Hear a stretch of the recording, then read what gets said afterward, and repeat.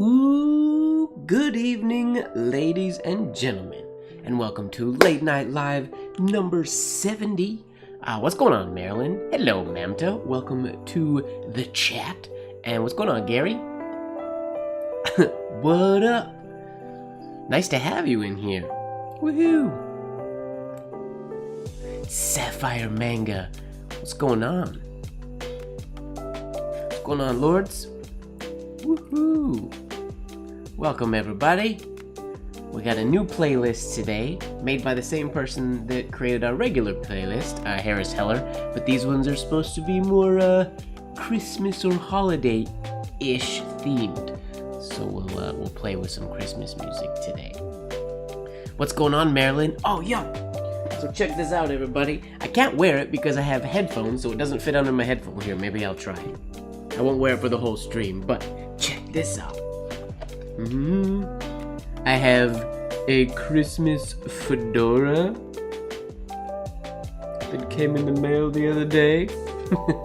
Sent to me by Miss Marilyn Darling in the chat. Thank you very much, Marilyn. I love the hat, but it is not the most comfortable with my headphones on, so I'm going to keep my Santa Claus toque on today. But I have this at the ready for future videos and things like that. I feel very Christmassy. This is guaranteed coming home with me for Christmas, and I will wear it when I'm on the farm with my nieces and nephews and things like that. But it's fun. Yeah, it's a Mac Daddy Christmas hat. What's going on, Jay? What up, Nan? Welcome. Festive. I'm debating wearing it to my tap class tomorrow. Maybe. I haven't fully decided yet if I'm gonna wear it to dance class or not. I don't know how it'll deal with sweat and whatnot from dancing, but we'll see. Alright, now everybody's here because we're doing Christmas greetings today. I am gonna get myself warmed up here before we dive into the Christmas stuff.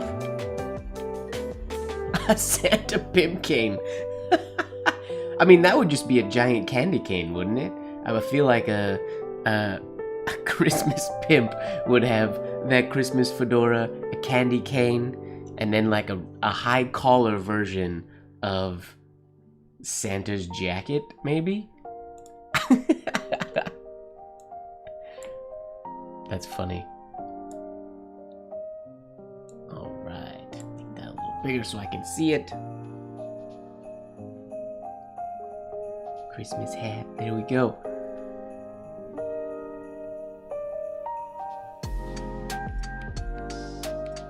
Yeah, I definitely will enjoy it. It's fun to have in my hat arsenal.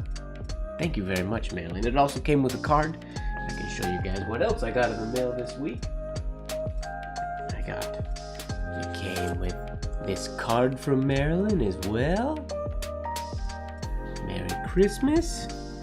And then I got a gorgeous envelope. Hody, who's not in the... Oh, Hody is here. I got a letter from Hody, came in the mail with a Meowry Christmas, which that's just adorable. So thank you very much for that, Hody. And I got a package from Barbara Calzolari, which had a couple of these cards in it, some chocolates, which I have devoured. They no longer exist. And one of her oblique holders with her monogram on there.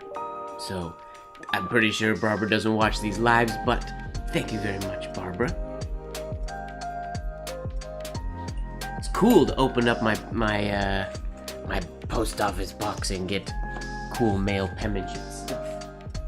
So thank you very much. Thank you very much, everybody. I got to make some replies to those. Maybe tomorrow I'll get some time to do that after my classes, or maybe before my classes. We'll see. Okay. Let's get warmed up here, shall we?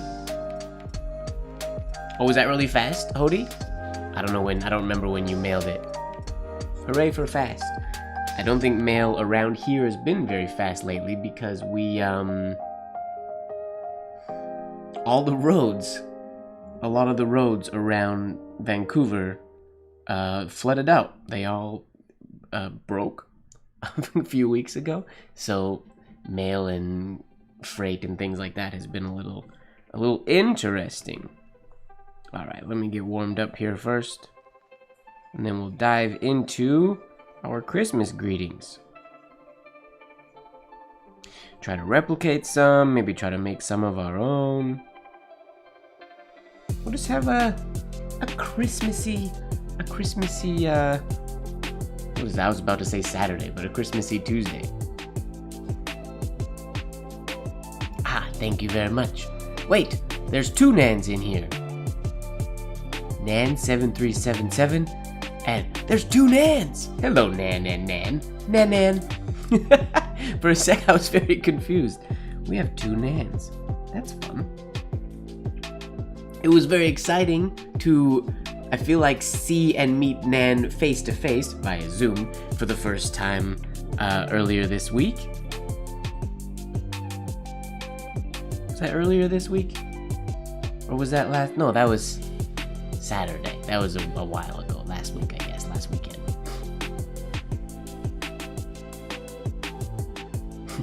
No. This is a lot of Nans. That's fun.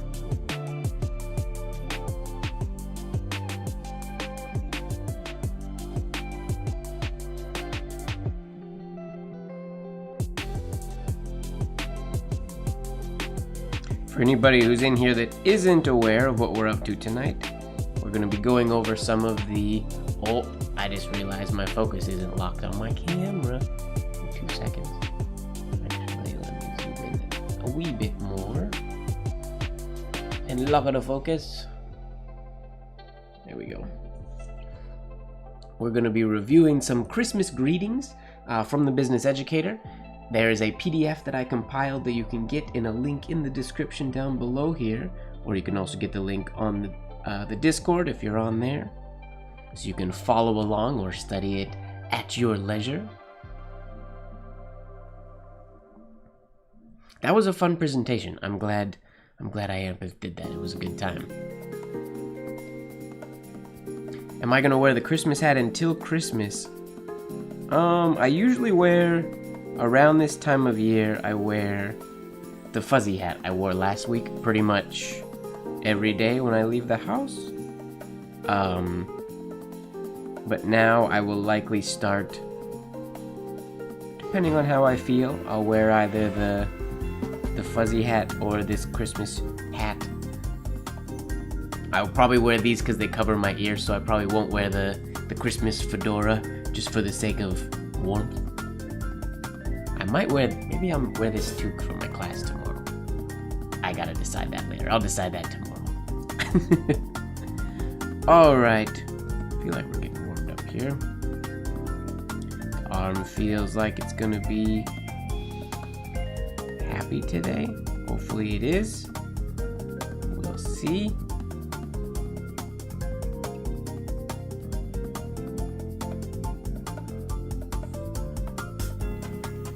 This music's got some pep to it compared to our normal playlist. Yeah, Hong Kong is still warm. We're getting there. I mean, we're cold. Lots of other places in Canada are very cold. We're not that cold in Vancouver yet, but it's getting there. It's getting chilly. We had snow yesterday.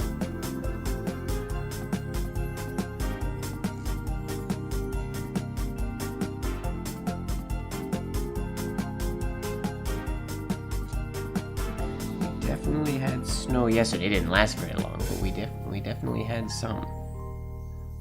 So it is chilly.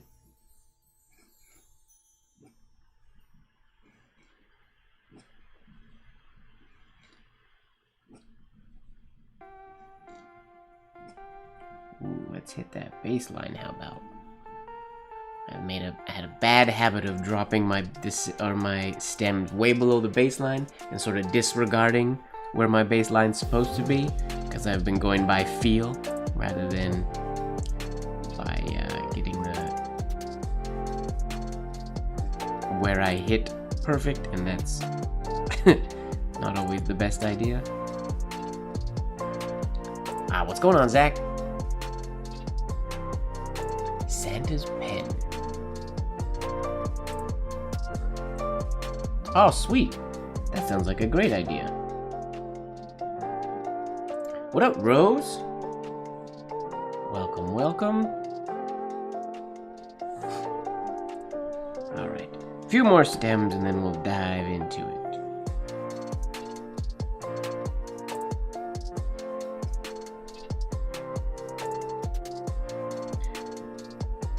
Has anybody been going through that PDF yet? Does anybody have any favorite pieces that are on there?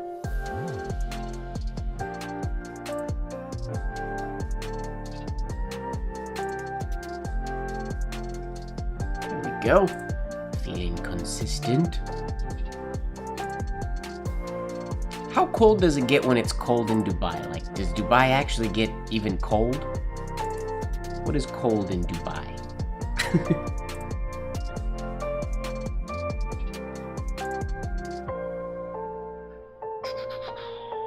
That's not cold.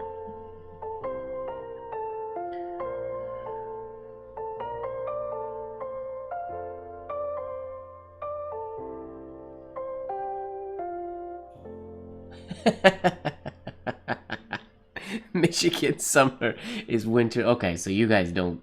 That's not cold. Awesome.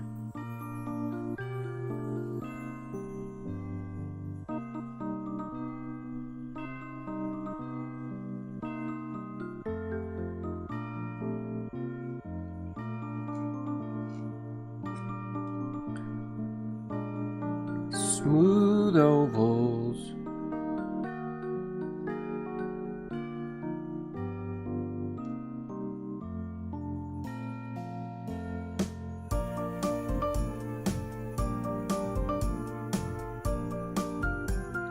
Merry Christmas.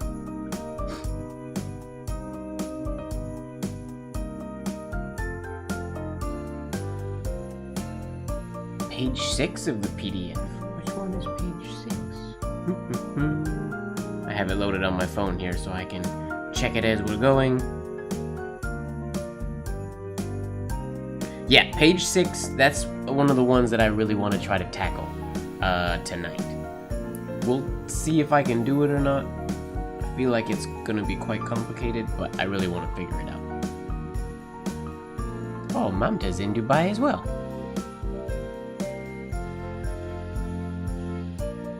I mean, 9, that's coldish. That's kind of cold.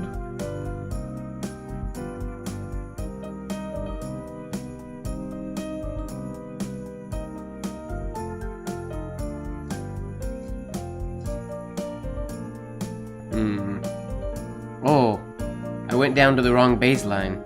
In my head I was down here, so I'm gonna do the H down here. Just cause.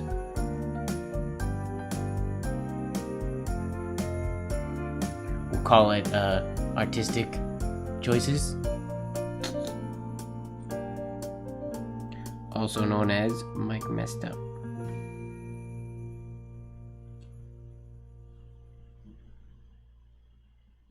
And then we can put a big shade up there.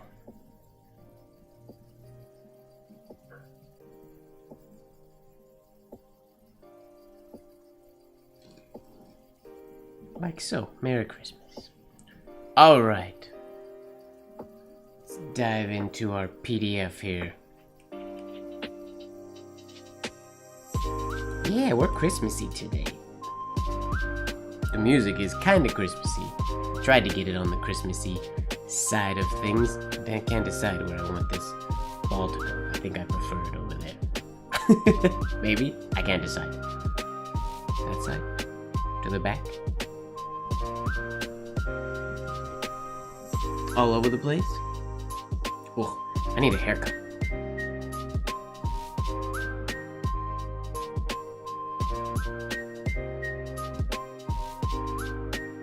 There we go.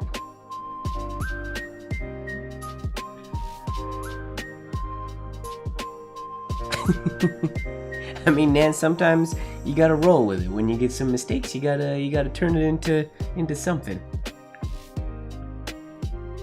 Alright, so if we load our PDF here, oh bam! We got our PDF, and if I go through here, I mean, we're just gonna start right from the beginning, and we'll work our way through the ornamental penmanship ones. We're not working, this isn't like Sig Slinging Sunday where I'm gonna work on like absolute perfection and things like that. We're just gonna throw these out and see if we can do them. So we're gonna tackle this one first.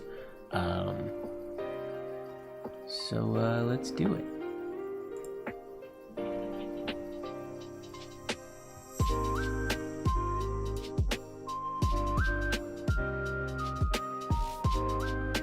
Classic C. This is a piece by Zayner.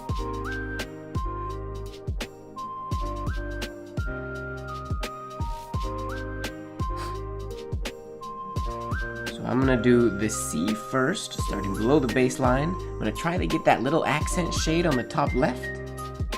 Sometimes easier said than done to get it nice and small. I'm gonna try to get that one in there today, so it is close to the original.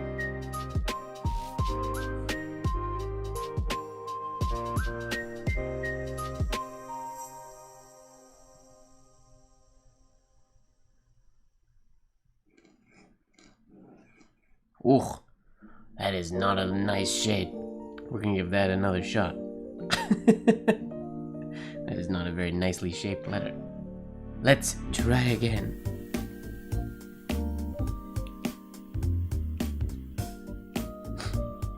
This song's kind of groovy.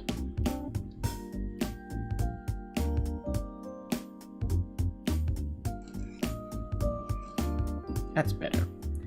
Then from there, we're gonna write the Christmas, so we know how long our flourish has to be.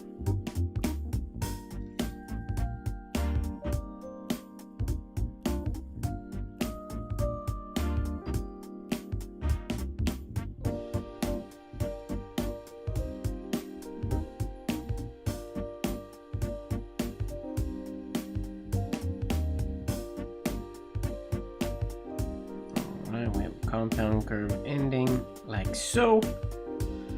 Okay, now the real only tricky part, because all we gotta do is go over, down, up, and around, and around.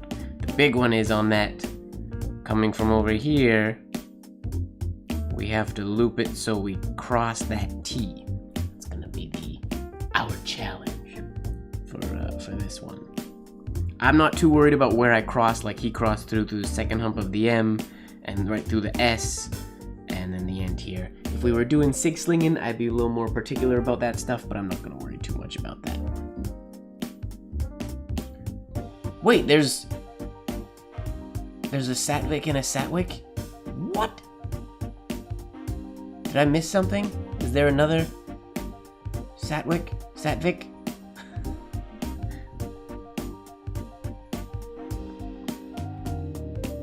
Okay, this first one has to go all the way past the T. Okay. Let's just do it. Shading at the bottom, at the top, and at the bottom. 3 shades. Okay, don't think about it. Just do it.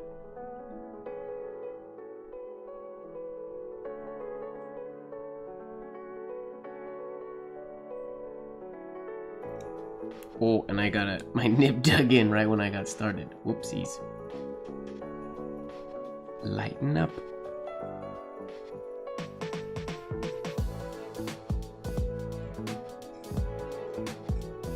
There we go. Christmas. My ending flourish wasn't quite as pretty as it could have been. I'm gonna try that one more time. Thinking about it too much, and it lost some of its just nice flow.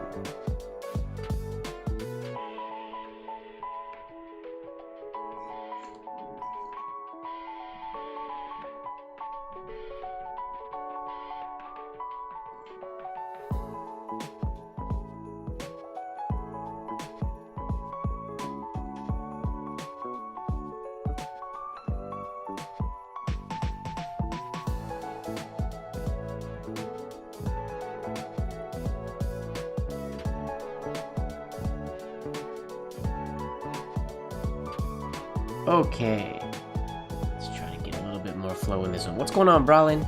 Welcome.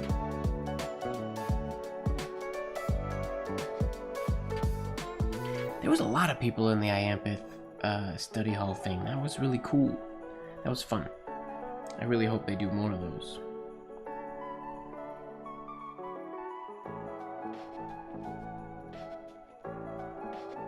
Okay. That's better. That looks more like Zayner's. We're close. It's not exactly right. Well, here. I'll do this. I'll go back and forth. There's mine. And... come on. Zayner's. Mine. Zayner's. Mine. Zayner's. The one thing I don't like about Zayner's, actually, I'll say it. I'm not a fan. I wish he brought his 1, 2 on his Egdin oval. His second shade, I wish he brought that oval a little bit farther to the left so that the T would be more crossed on the horizontal stroke and less on the curve of that oval. But that's just me being silly and picky. But there we go.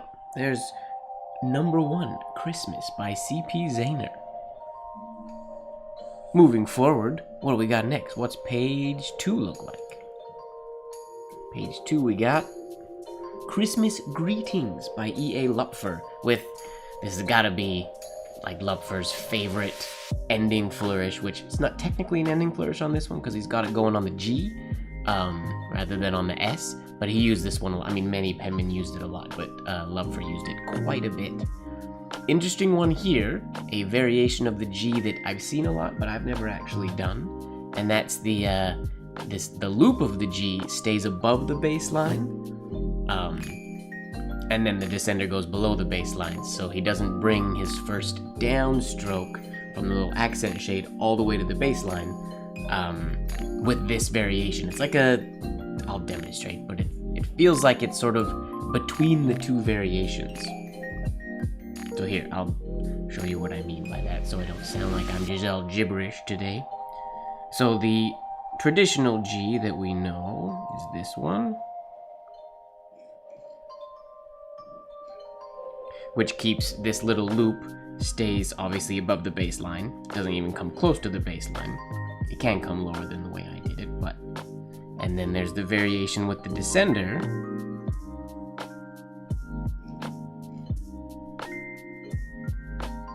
like so. And then if we sort of fuse those, there was a third variation that I rarely use, but maybe I should start using it more because it's pretty. It had, wait, did his have an entry? Yeah, it did. So it's the first half of this first one and then the descender of the second one, which is interesting.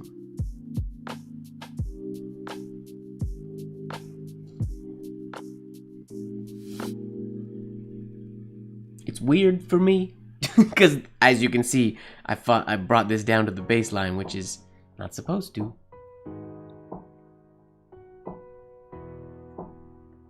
Yeah, it was more of a, maybe study hall is not the right word. It was more of like a round robin. It felt like the Iampith round robin, and then sort of a smaller room meet and greet after that. But those things, it could have been twice as long, and I guarantee we would have been saying the same thing, that it needed to be longer. Everything needs to be longer, except my late night lives. They are plenty long enough. Sometimes. For me, talking for only 15 or 20 minutes was, that was tough.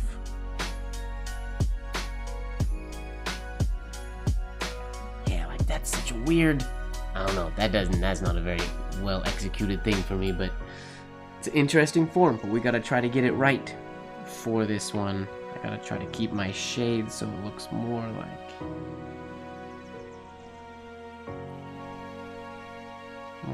that.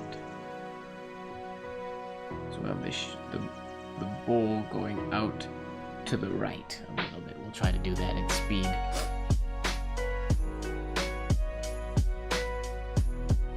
I'm certain I'll do it again. I think this one, I wouldn't be surprised if they also do ones that aren't members only.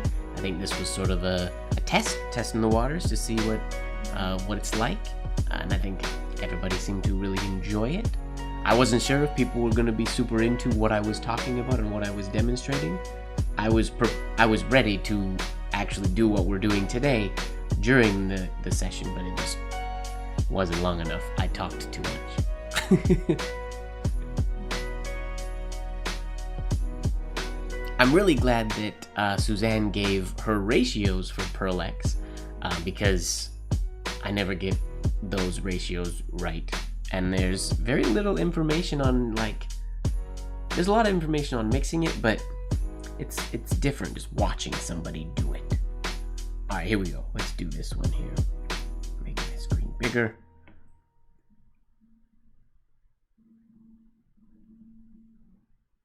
Let's go a nice clean C with a rather long exit over.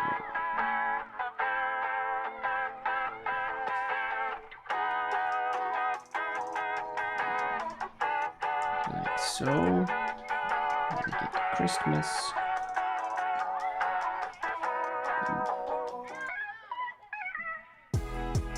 I'm definitely writing at more of an angle than Lupford did his, but that's okay. We won't be too picky today.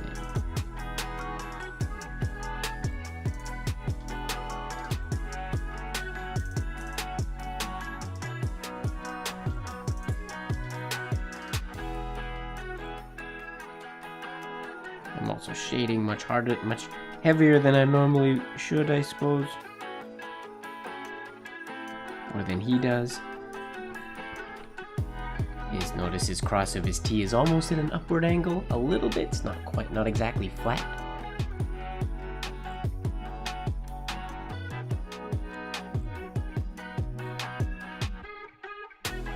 I mean, calligraphers are really good at buying more supplies.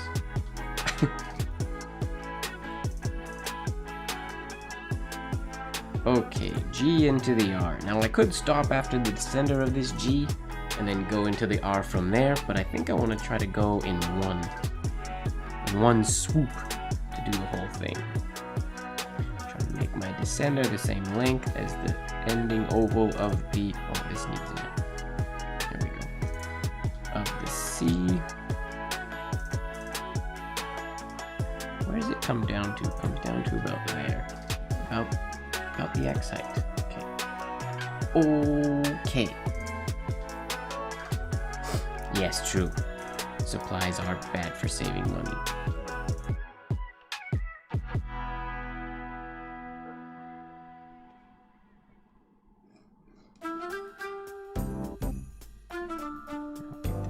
sender up into the R.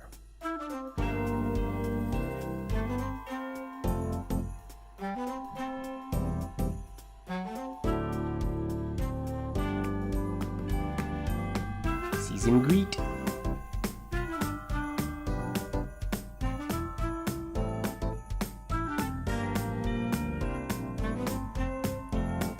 Sorry, I'm not doing a very good job of following the chat today. If somebody asks what nib I'm using, yes, I am using one of my Sharpen Hunt 101 today. And I'm using St. Petersburg Masterclass Gouache for my white ink. Which, super stoked, I found a local store in Canada. It's about a 40 minute drive away from me, so local-ish. But a store that imports, it's an art store that imports Russian art supplies. And they sell this gouache. So I don't need white, but I'm gonna go get some other colors, I think. Just to mix some jars of other gouaches to have around. Maybe I'll start writing in color one of these days. Perhaps.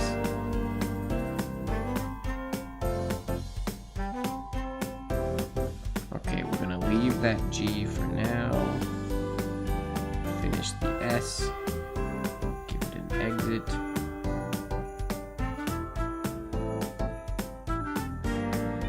Like so.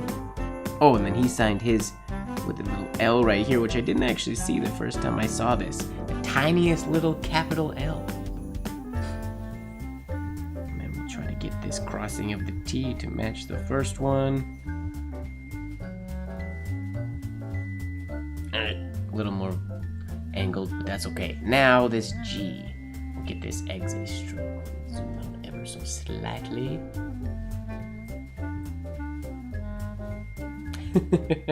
I mean, I've written with colors before. I never end up mixing them in large quantities. But if I could mix it like I have this white mixed and just have a big jar of it, then, I mean, yeah, I'll use it. Okay, this stroke. Comes down far. It's like a straight down on the slant line till he gets below the G and the C. Then he curves almost to the G, then a little loop, and then another one. Okay, let's just wing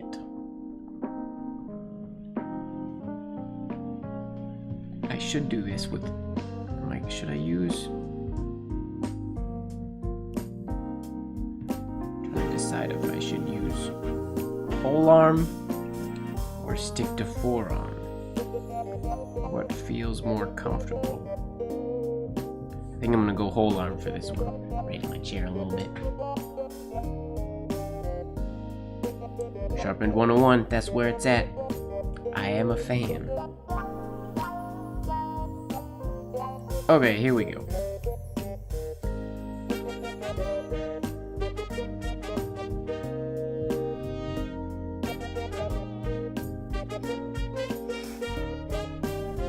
Not the exact same as his, but it'll work. Here we go. Seasons, or no, Christmas Greetings by E.A. Lupford. Now we'll do the same thing for this one. We'll go, there's his, there's mine. Yeah, you can see my angles of my exit stroke. He had this shade. His second shade on his exit stroke is on that upper portion of that compound curve, and then it curves down to the hairline. Whereas I did what is habitual for me to do, which is to shade that last curve, which is it's not a bad habit because it looks pretty, but when you want the other one, this habit definitely takes over, and this is the way I do a lot of things. Whereas that shade should have started here and ended about here. More like the way Blozer has his shades when he writes Zayner Blozer, which I've practiced that a ton of times, so I should be able to execute it. But alright, we're going to try this one more time, just for good measure. Because we're not in a rush, we're chilling. We're going to have a sip of tea, and we're going to try it again.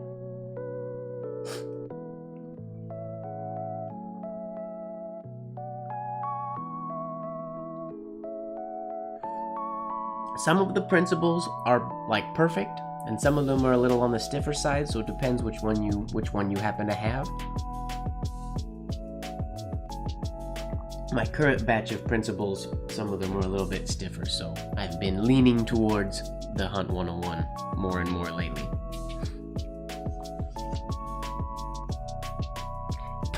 Pink ink. Have I ever written in pink ink before? I don't think I have.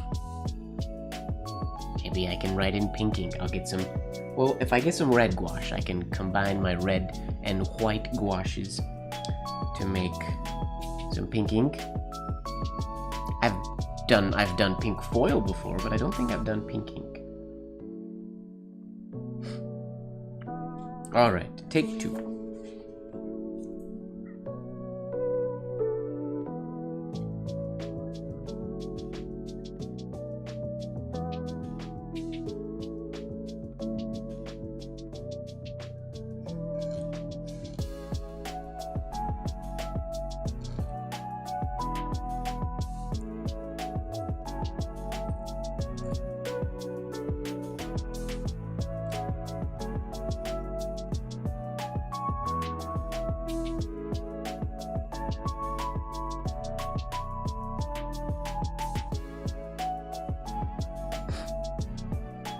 Christmas greetings. What up, Giancarlo? I guess I could just call you John, but I always say Giancarlo. If you want me to just call you John, let me know. Or if you prefer Giancarlo, let me know. Alright, we'll get our G here.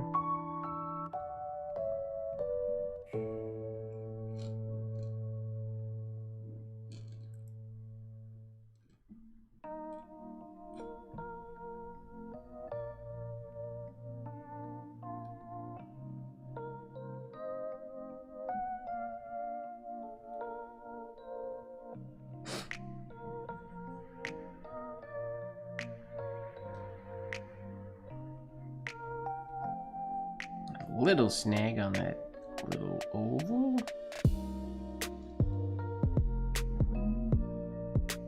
Anything will do. Perfect. Sounds good.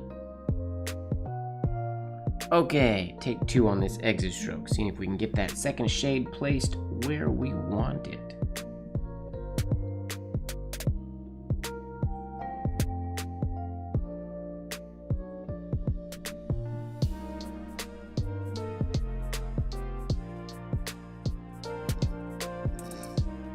That's better.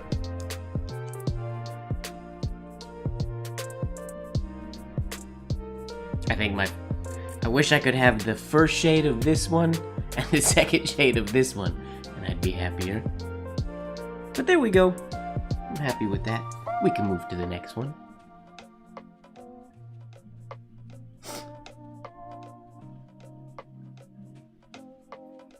Clean my nib real quick, because that's what we do.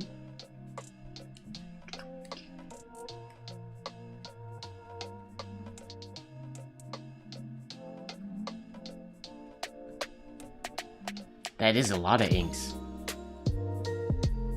I'm assuming you stocked up on inks, so you're ready for the holiday season, for all the Christmas cards and your Santa's pen.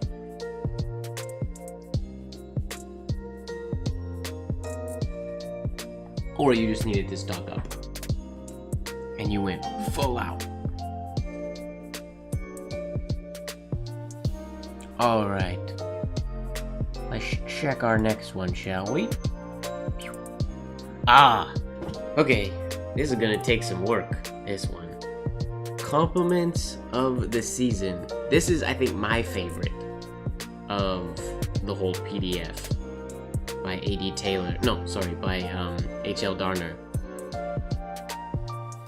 And it is just gorgeous.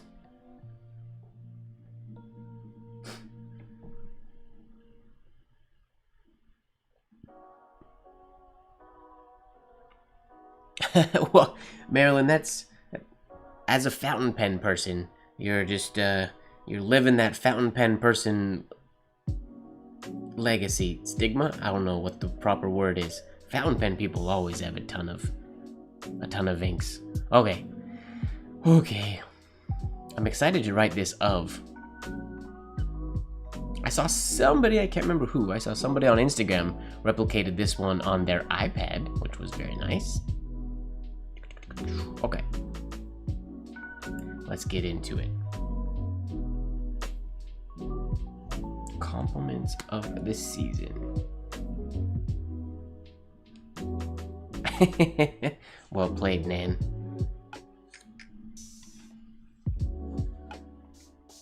Okay, we're gonna tackle this one in sort of pieces, I think. I won't do the whole thing right now, but let's just see if we can, on this page, we'll practice the elements, which the C with a large entry oval, huge entry oval.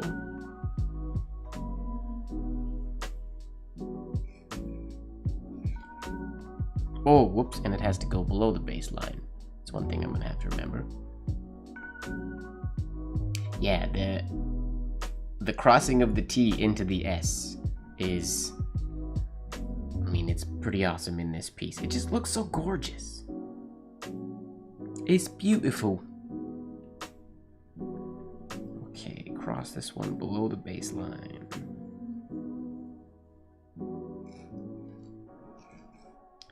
Like so.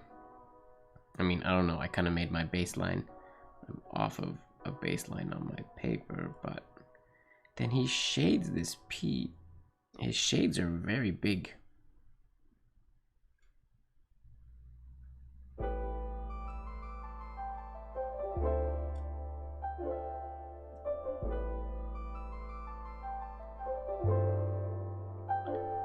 Compliments. Now this of is gonna take some work.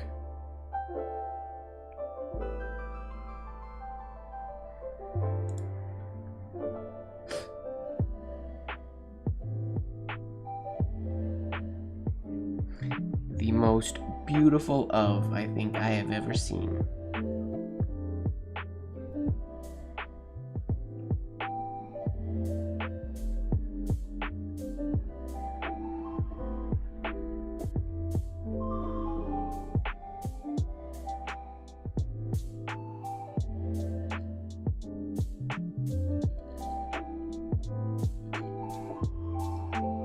Does it cross through? Oh, that's not bad actually. The main thing I gotta fix is this has to transition horizontally quicker. Ooh, and it travels actually quite a ways this way.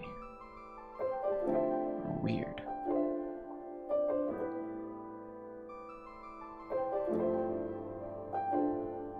I guess it goes pretty low.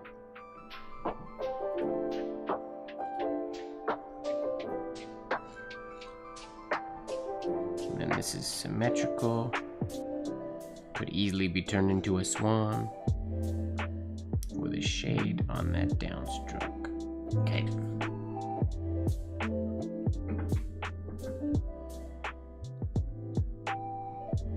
Yeah, fountain pen people are very much ink people a lot of the time. Usually goes hand in hand.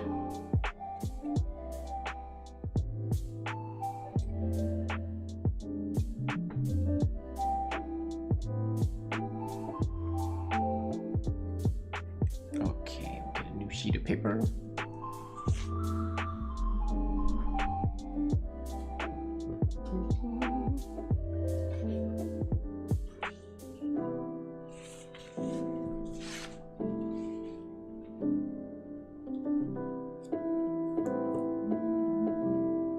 Stop squishing my head.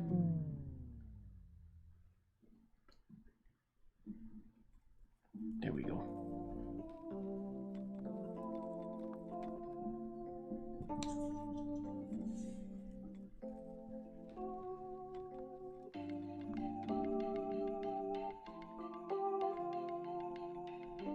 All right. Now the season, I don't know, I gotta write that without everything else just to wrap my head around actually writing it.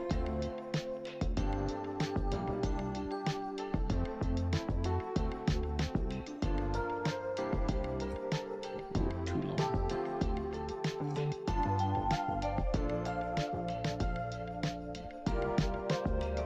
No crazy superscription there, so we're good.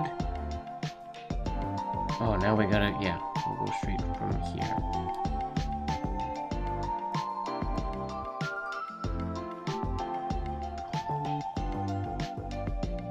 That is stressful. I might have to do this one in whole arm. Maybe. We'll see.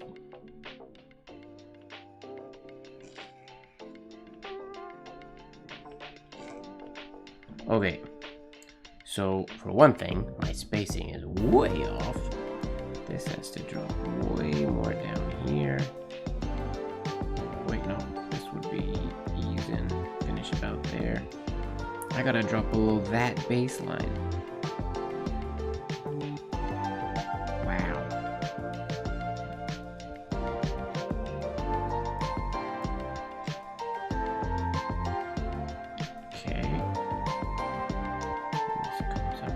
This, and this has to go way, it can't start the shade till after this baseline to go one closer to the E, I guess. We gotta get it down here to there. That's gonna be a struggle. That's gonna be a struggle.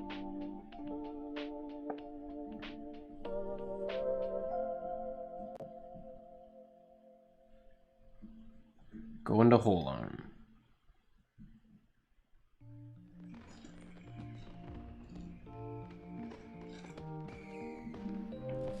Gonna have to do it without a glide sheet there too. I think.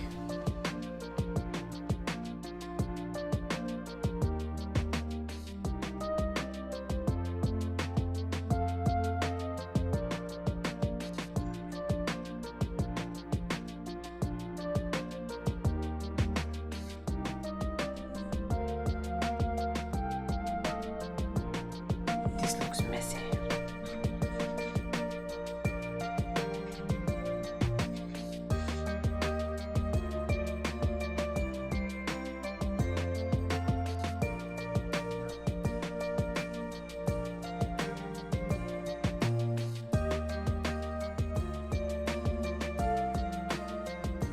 Okay, it's gotta come right there beside that E.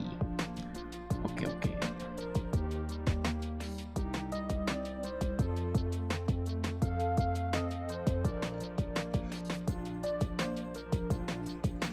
Woo!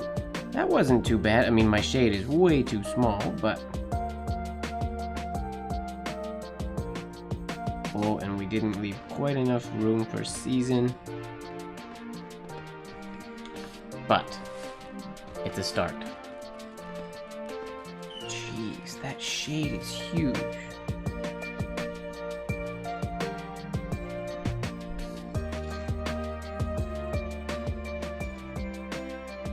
Okay.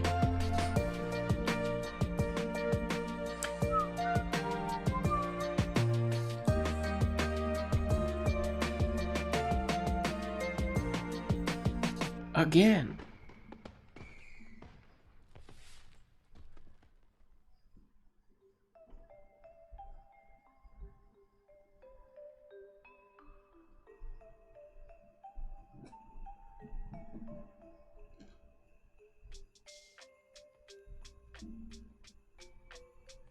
Is anybody else trying this one while I'm going? Okay, here we go. So what do we gotta do different? We need to leave more space.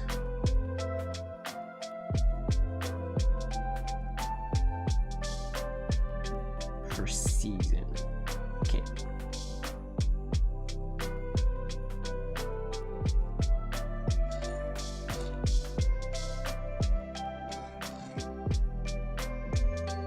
That feels like too much.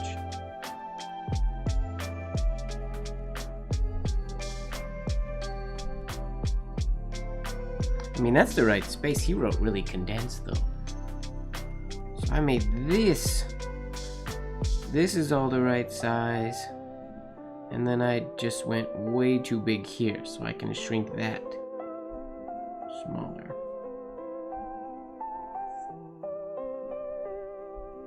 And that's in the right spot. I just gotta bring this smaller.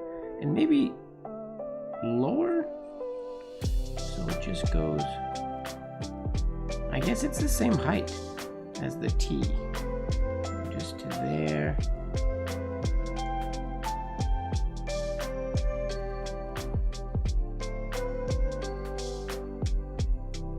To there.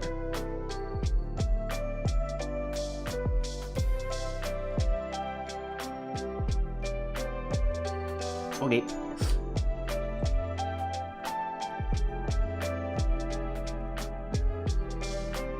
Too tired to even sit up. Wow. Yeah, this is a tough one.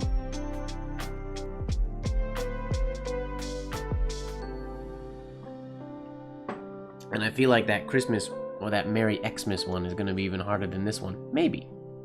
This one's pretty... No, this one's just big.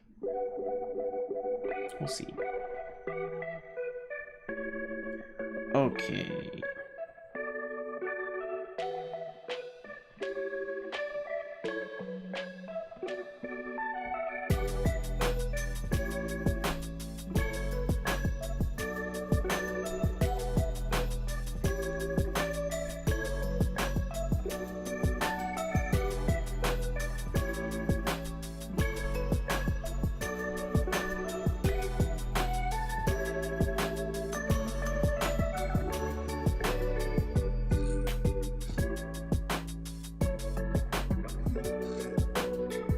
Thought about forgetting to shade there, and by the time I thought about it, it was too late. That's not smooth at all. Gotta get that smooth.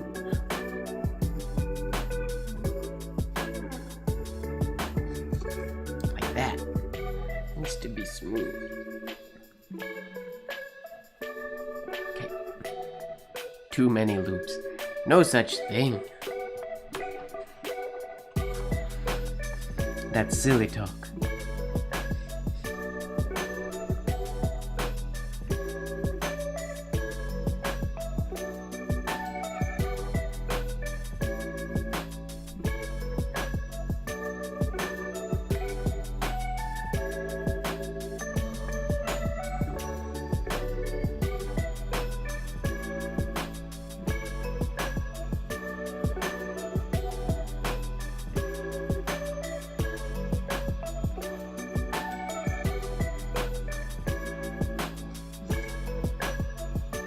No, way too spaced out. This is right. This is too spaced. It's too long for how small my shades are. I need to make the whole thing smaller so my shades have more contrast. Hey, here we go. What's so special for page 12? What's page 12? 5, 6, 7, 8, 9, 10, 11, 12. Oh, the bow tie script.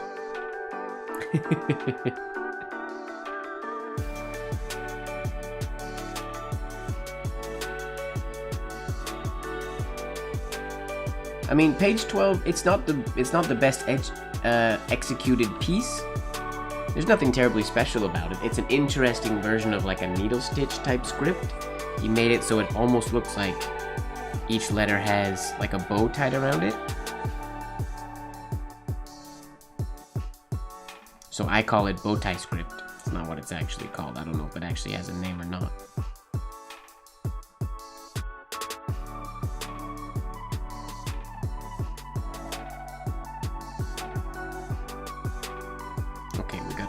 Whole thing smaller. And I'm gonna actually write this time and see if I like this.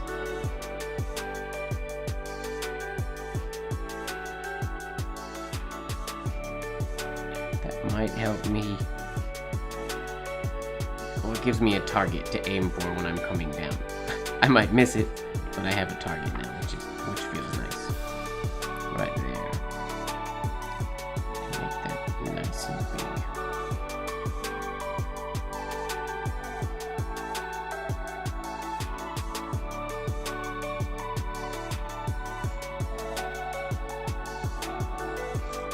Ooh, not bad. We got a weird transition right there, but everything else, decent. I'm gonna try to do the whole thing. Yeah, the double-crossed lowercase t is strange. It's an interesting piece. Not the best, not the most educated piece in the whole world. Alright, here we go. Let's try this whole thing. All the way from compliments.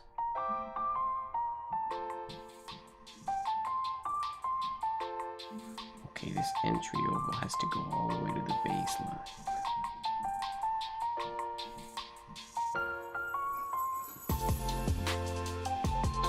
I made that exit oval too big. That's okay.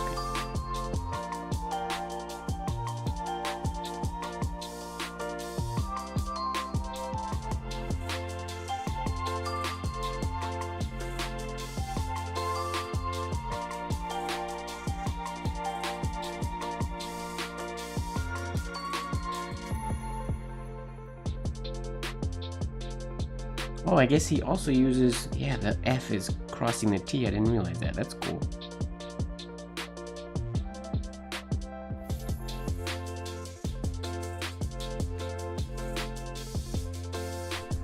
All right, we'll get this of.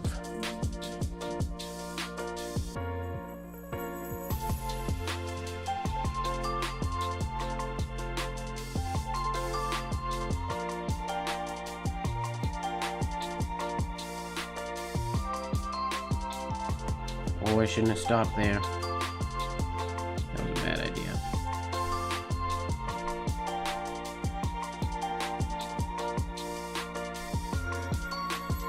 Now I won't be able to match that up exactly right. But close. Alright, compliments of season. Mataraz didn't do any Christmas writing for the Business Educator.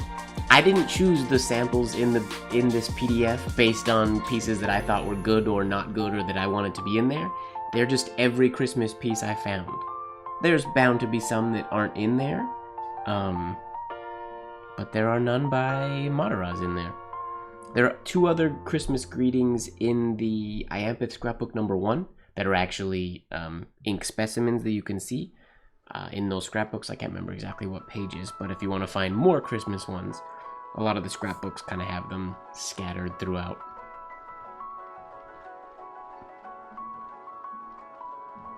PDF about Batwing script.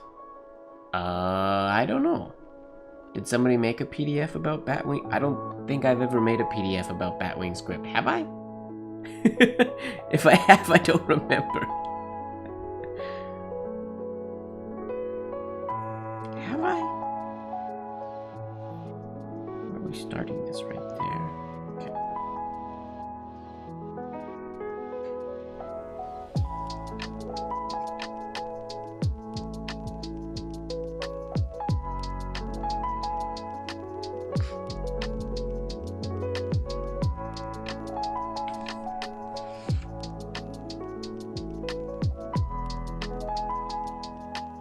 All right, that's right.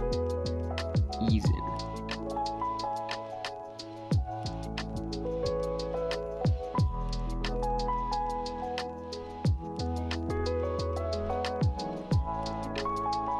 Oh shoot. I gotta keep it below that F. I messed up. This little space should be right here after the F. Whoops.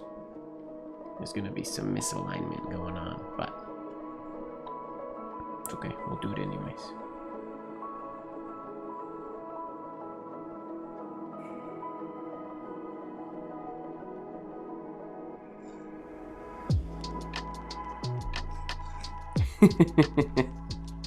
Yeah, that didn't work.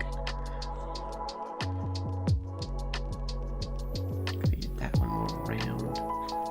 Okay. All in all, not terrible, but we can do better. Eyelash.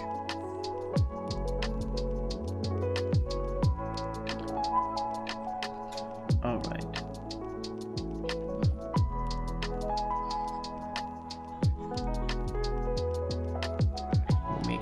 exit oval smaller on this C.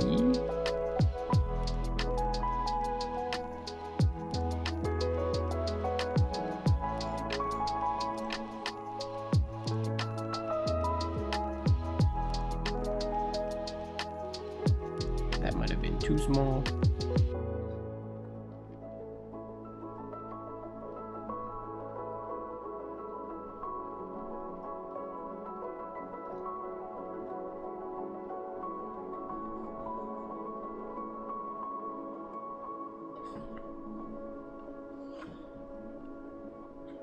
Imagine how many times they wrote this. If this is what he did on all his Christmas cards that year, he probably wrote this hundreds of times.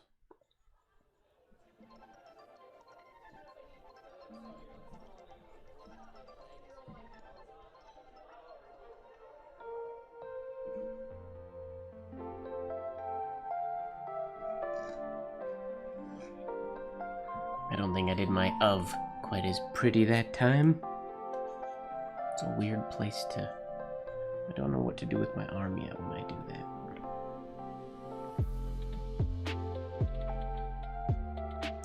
So...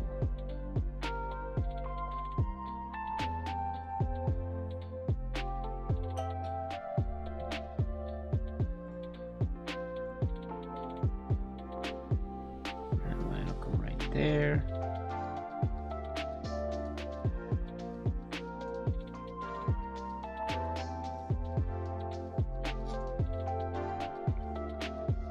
Eason. I don't know that he wrote Eason first. I find that having that place to shoot for helps me quite a bit to get my aim right.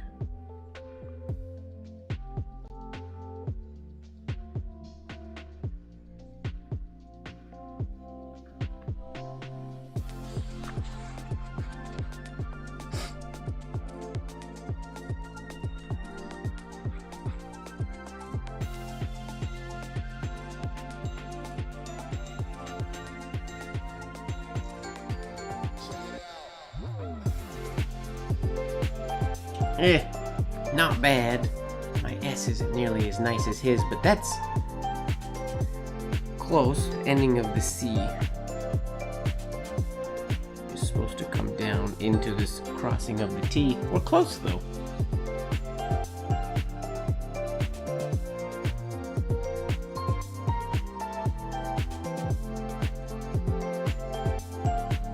Oh!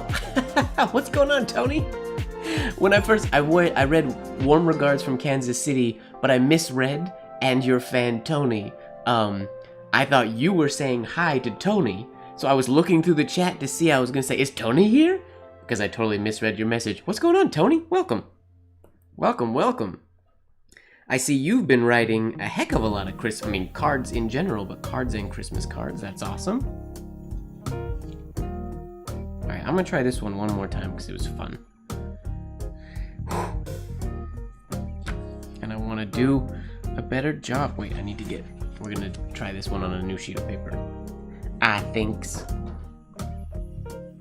So I have space. I will use that sheet for practice later.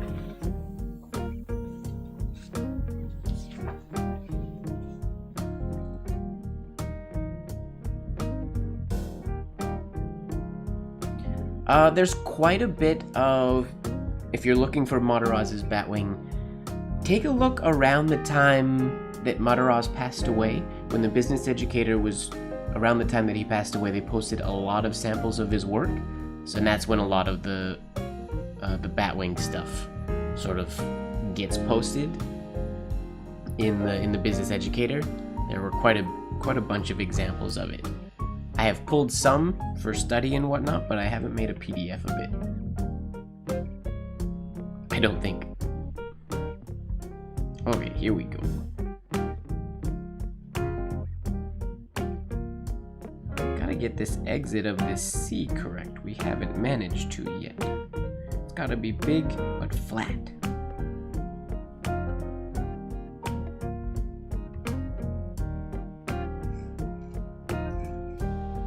Maybe that'll work.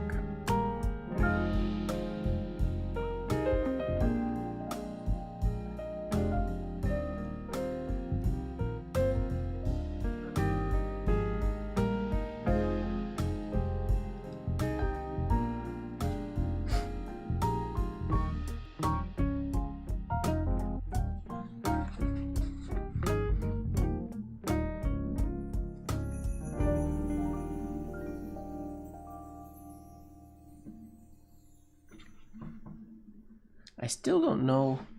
It's a weird transition for this F. I almost have to do the whole thing. I don't know yet. If I do the whole F without stopping, might be the best way to do it, or it might be catastrophic. We'll see. No, we'll do the first loop, we'll do the ascender loop normal, and then we'll do the rest from here on. We'll do it as a flourish.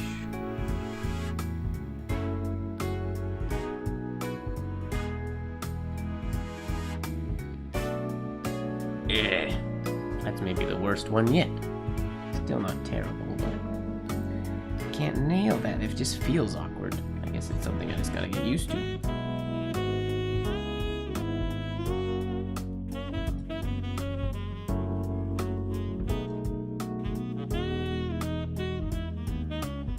The line will come down right there.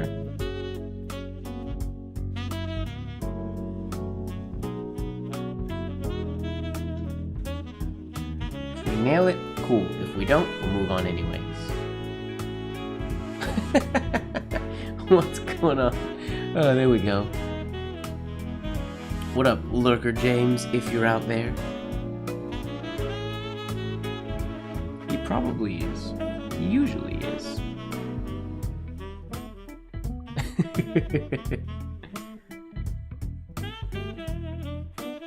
Oh, see, I brought that F down too low this time. It's gonna get in the way of where this has to go. Maybe. It's hard to hit all the little points of interest on this one.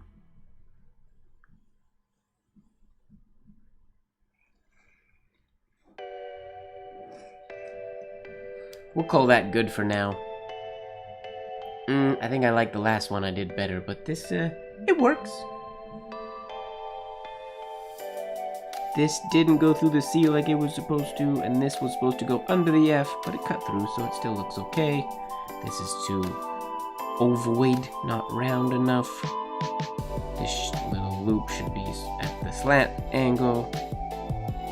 And this is not a smooth curve transition in there. I'm gonna try that one again after, not right now. We'll move on to the next one, but that one's gonna take some work.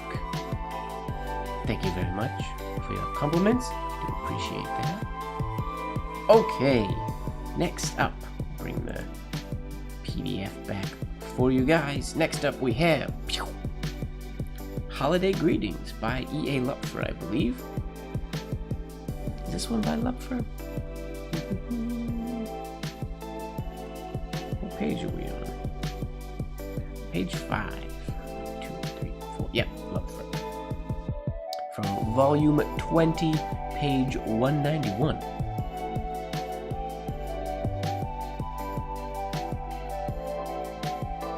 Alright, let's try that one. This one shouldn't be too hard.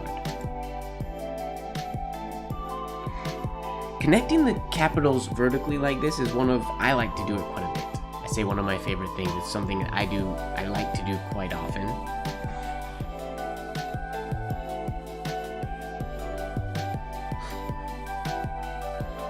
I'm just gonna have to remember to go straight into that G shade after the H shade.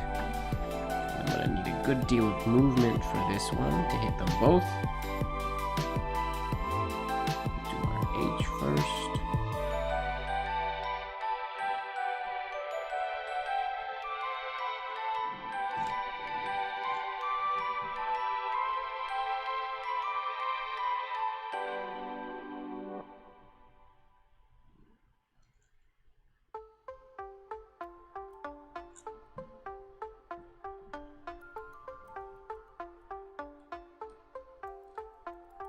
I missed my bass line on the bottom one.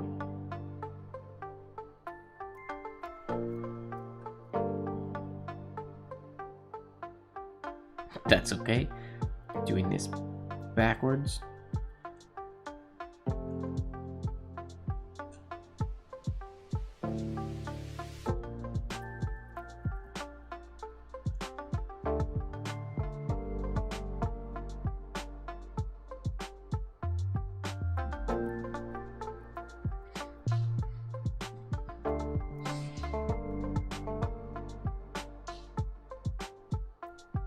Finishing on that upstroke.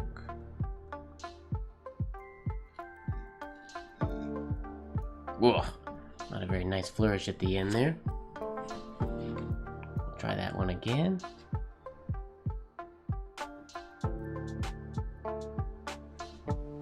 Gotta try to keep the shade higher on the H, I think. So that we have a little bit more hairline between the H shade and the G shade.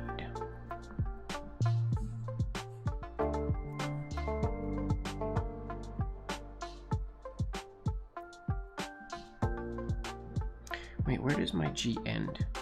If that's my H. Yeah, I got it. Okay.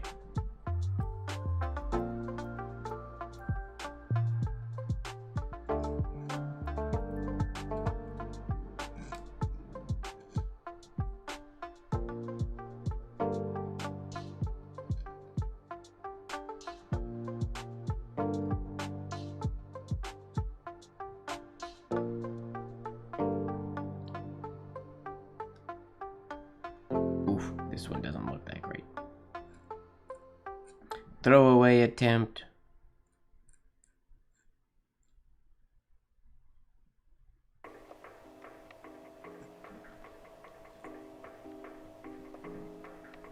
We'll see if we can get this exit flourish a little bit better, and then we'll try one more time for a really good attempt.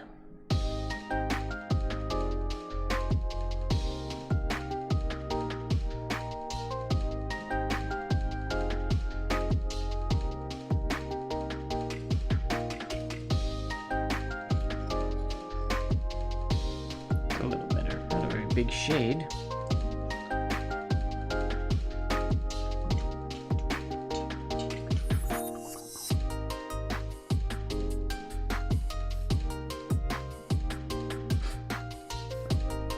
All right, last go with this one.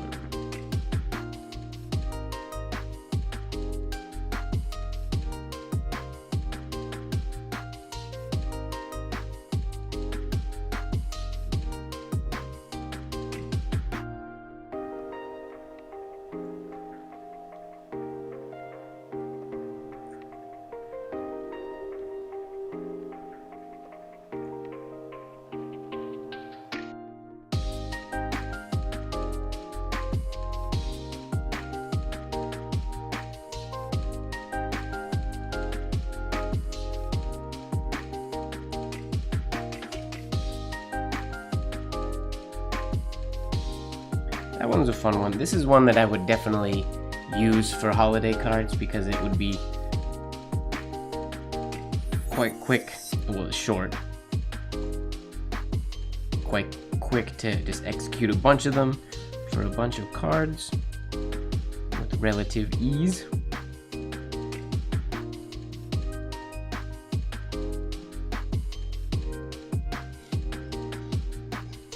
Here we go, and a better exit flourish. Holiday Greetings by E.A. Lupford. Okay, ladies and gentlemen, we've arrived. Whoops. We've arrived at Merry Xmas. Oh my goodness. This one's gonna take some doing. And I had started a discussion on the Discord about where this one starts. It is my opinion that it starts... during the Iampith thing, I talked about it starting on the far right. And the main reason I said that is if you look on the far upper right, there is a break in the printing there. But that's a printing error. I'm pretty sure he started at that little accent shade directly below the M. And I think that accent shade was added in order to hide the connection point. I can't say that's exactly correct because I don't actually know, but I feel like that's what he did. So, without further ado, let's take a swing, shall we? Like this ball. It's fun to play with in my peripheral vision.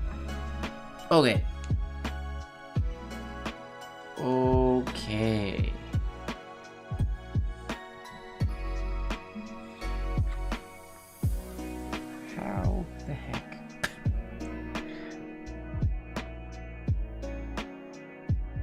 I think we can start with...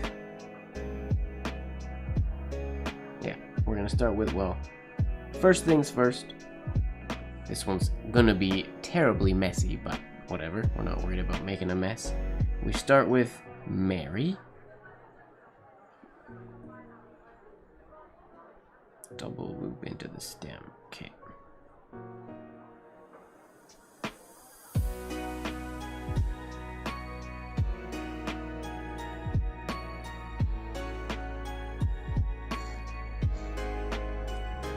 Like so. And then I think I can do the exit stroke of the M to there, to write E, R, R, Y. Got a little, ooh, I botched the shade on that Y, but that's alright. Okay, now we get into, we ignore that flourish and we go into the X, which is around here, shade, and around. Okay, that's pretty, I don't want to say easy, but understandable. We don't want to cut too far through the Y.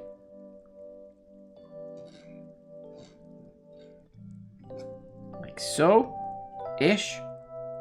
We're close so far.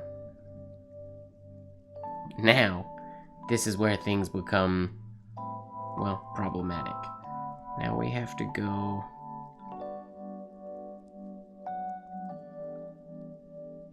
I think I want to do the same thing I did on the last one, where I want to write mus, so that it gives me a target. I kind of feel like they didn't do this, because I feel like they were really good at just gauging where they wanted it to go. But I'm going to actually write, the X would go right there.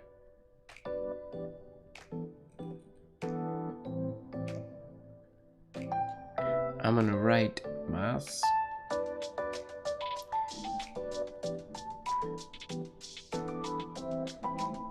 then I know that I just have to bring this, gosh, because this is all the way to the end, yeah.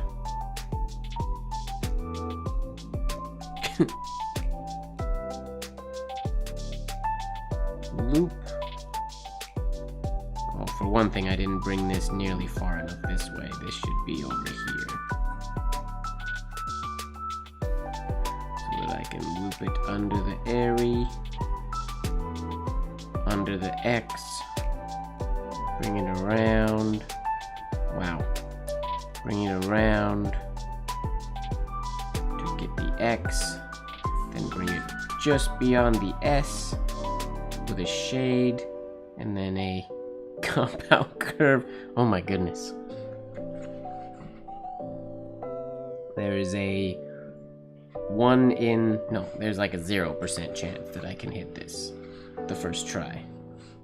Especially going off the side of the paper with my fingers. We'll see. What up, Jesse? How's it going? But let's just do it. What ifs?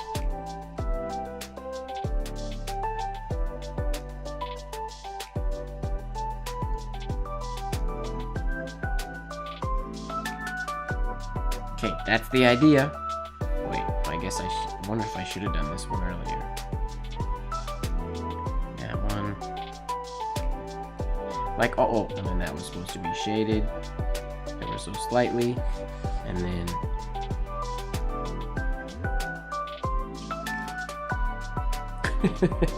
all things told, that could have been a heck of a lot worse. Trying to figure it, I mean, I went way too far up here on that X, but the general insanity of the piece looks right. So, we've mapped it out in the brain, now we should be able to do a better job of it. But all told, I'm not mad at that. That's, it's not a horrible attempt. Not there yet, but it's not horrible.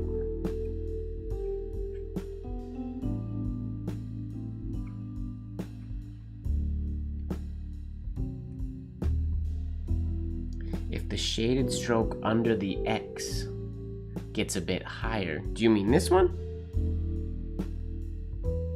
shaded stroke under the X, the very bottom shade. I think the reason he left it like that is this: he created a banner. So you could write Merry Christmas, love so-and-so, or to so-and-so. You could write something in this little banner. I'm just guessing, but I'm assuming that's why this is far below and follows this oval parallel. If that's the shade you're talking about. I think it was a design choice. Okay, yeah, that turned out a lot better than I imagined the first one was gonna turn out. So now, we gotta see if we can do an even better job. Right off the get-go, we have to make our entry oval for the M be a little bit lower and more horizontal, so it can go into that flourish.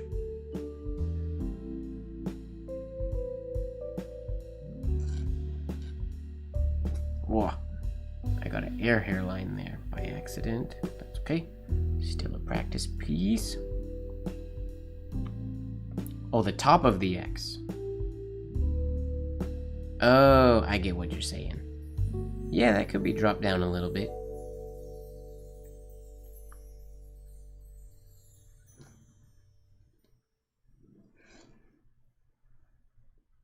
It's not a pretty oval, but it'll get the job done.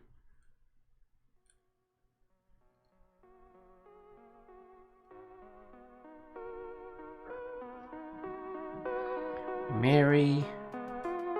Now we go into our X again.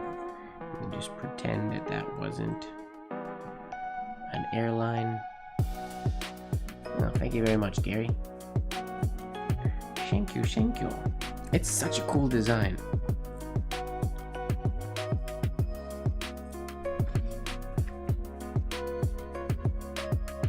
And I'm gonna say I think it's easier than the compliments of the season one we did. I think that might be a bold statement, but I think it is easier.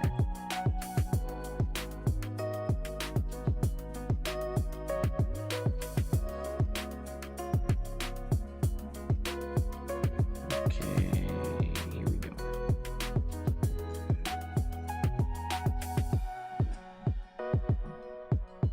Okay, ugly ovals that are not smooth at all. That's all right. Thinking too much about where I'm going, but just getting everything mapped out now for the crazy stroke. So we go from this portion. Yeah.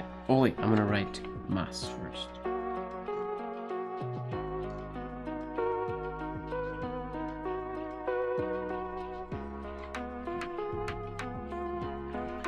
I need to get oval a little more concise on the end there.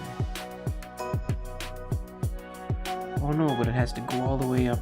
It doesn't go as tall as the X. I guess it goes as tall as the second half of the M, so it goes to there. That's good to know. Okay, here we go.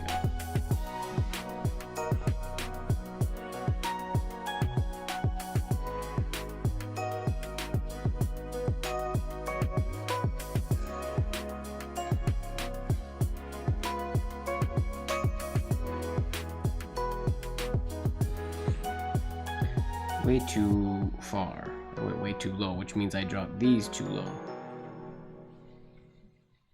Because now this has to be way the heck down here.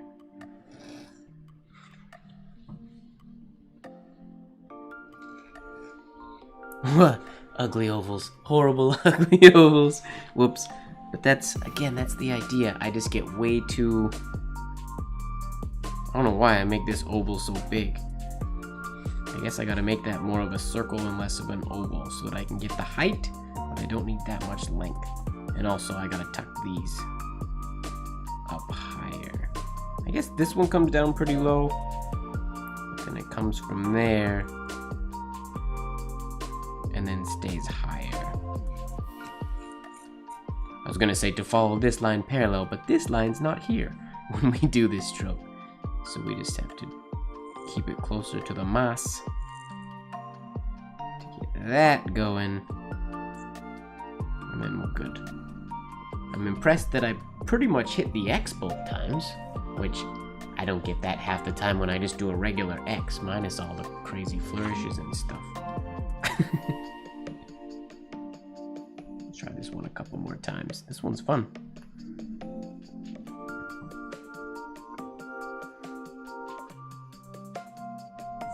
I'm at the bottom of the page. My finger might hit the edge of the paper here, but we'll do it anyways. Come on! Okay, forget that. Getting a new sheet of paper because I splattered ink all over this one. Because you know what? Snaps happen.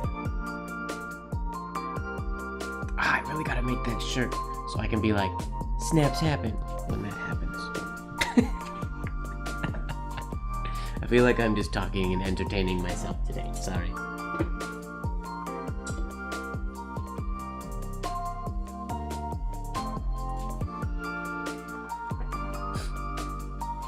All right. So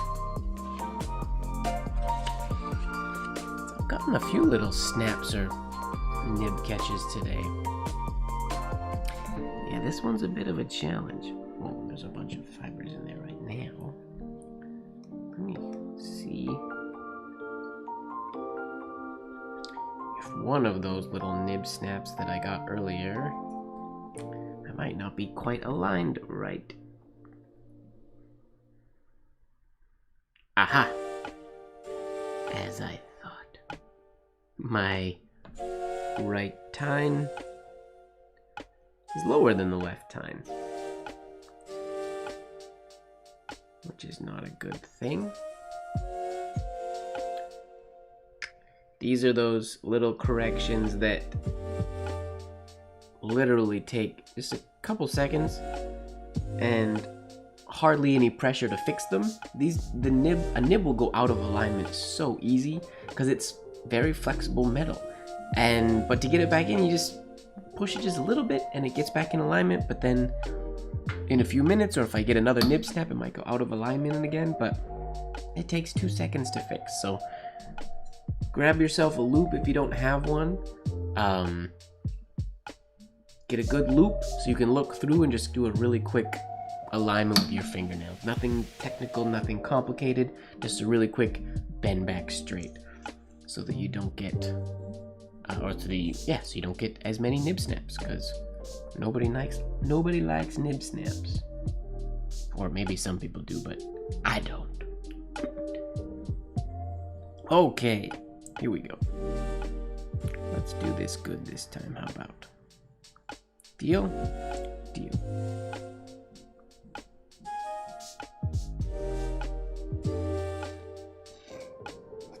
I forgot to shade that. Whoops.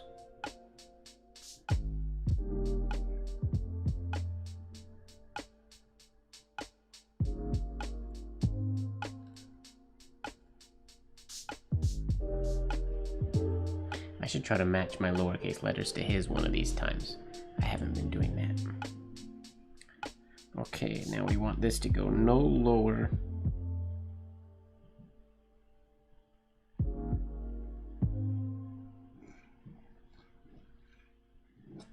It's kind of ugly.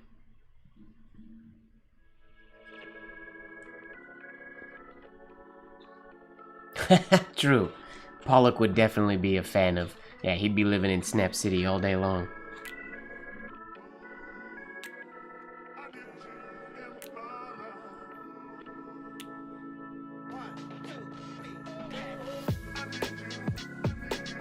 Ooh, this sounds like a movie song. Okay, let's keep this.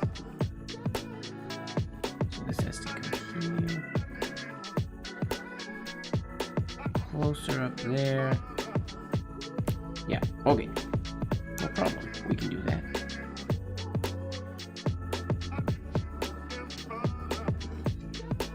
I forgot what I was doing. This goes into the X. Darn it! Completely forgot where I was going. I wasn't focusing. Not supposed to put a shade there. That's what got me distracted. as I got about here, I was like, I shouldn't have shaded that. I shouldn't have shaded that. Now I'm gonna go into this exit stroke and mess the whole thing up. Ugh.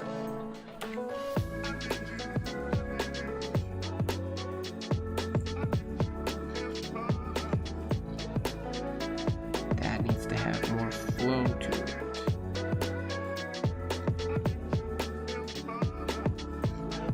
Yep.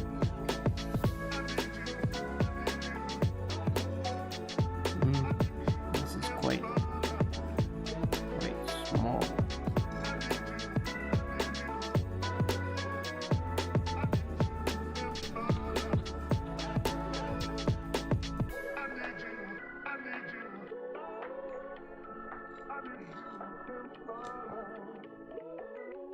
Okay. This week on Late Night Live, watch Mike not be able to replicate a piece from the Business Educator. Here we go. I like to think that you guys are all doing this too, so that I'm not alone in fighting this one.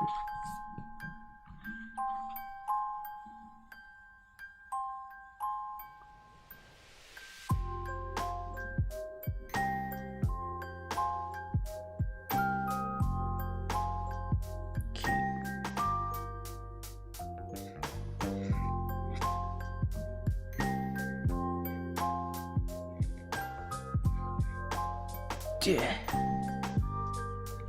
Not happy with that M. Thanks, Rose.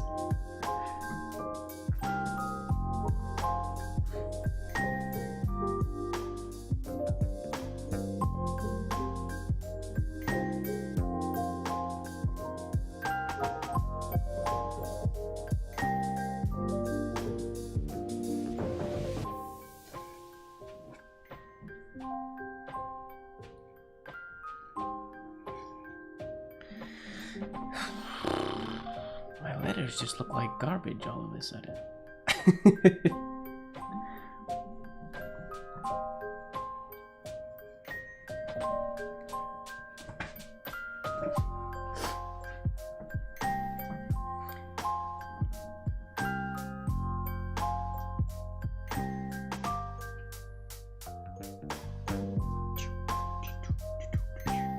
Okay.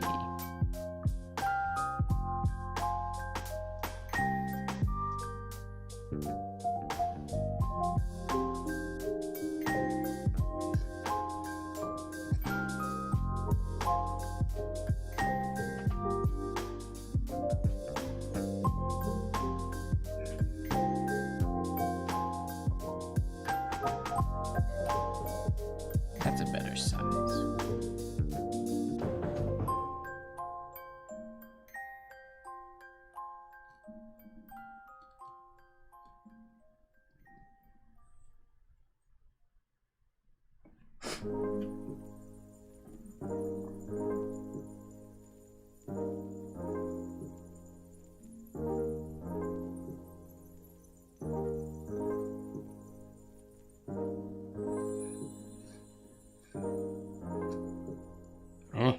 Close.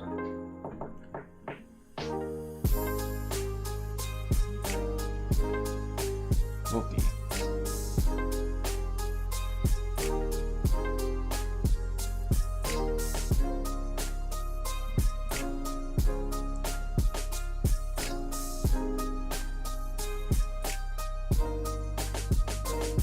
My whole arm movement doesn't feel good today.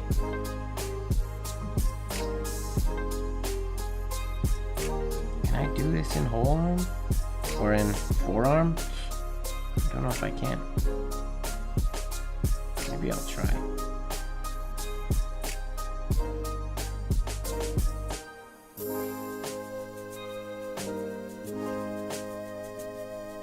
Maybe I'll try.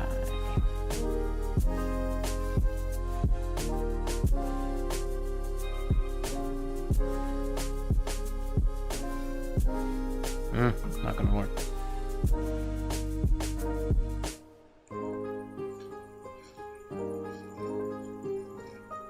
Not bad.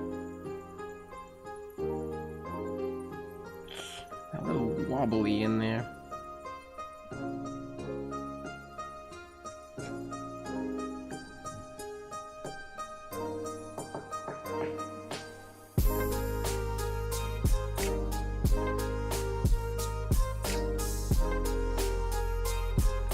We'll call that one good enough, because it's close. Better than I kind of thought I was going to be able to do at first. But I should be able to get one looking even nicer. My arm trips out in this end little bit. But there's Merry Xmas by, I believe, C.P. Zayner. It's uncredited in the Business Educator. And usually when designs are uncredited, they are by the editor. And the editor of this particular volume of the Business Educator, or both times that this design was printed, both ones were uncredited, and C.P. Zayner is the editor of those volumes. So I believe that this is C.P. Zayner. If it was Darner or Taylor or something like that, they would have credited him. At least they usually do. The only people that go uncredited are Zayner, sometimes Blozer, and sometimes Lupford. I mean, there's probably more too, but on average, in general, if it's an uncredited design, it's usually Zayner, sometimes Blozer or Lupford, but usually it's Zayner. Alright, we'll move on from that one, because that one looks decent. I like the first half. The first half of that one I'm quite a fan of. Let's go back and forth here in the PDF. We have, there's my version, his version, my version, his version, my version, his version. So we're close. We're not bad. We're not round enough going into the X, and then we made this little line, this oval has to come closer to the S. So which means this can come closer as well. We're too spaced out on this side.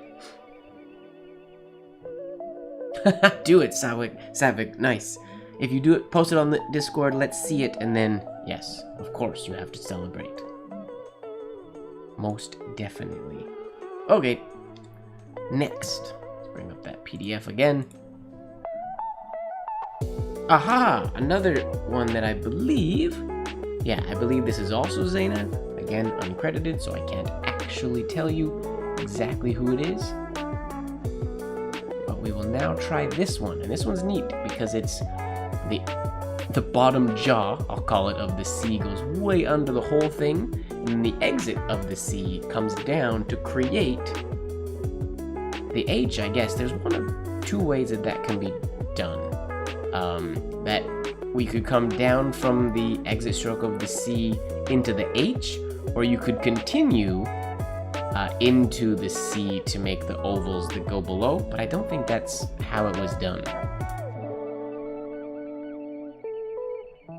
But it's a pretty one. Alright, let's give it a shot. Shall we? Pull it up on my phone so I have a reference. There we go. Yeah, I don't know.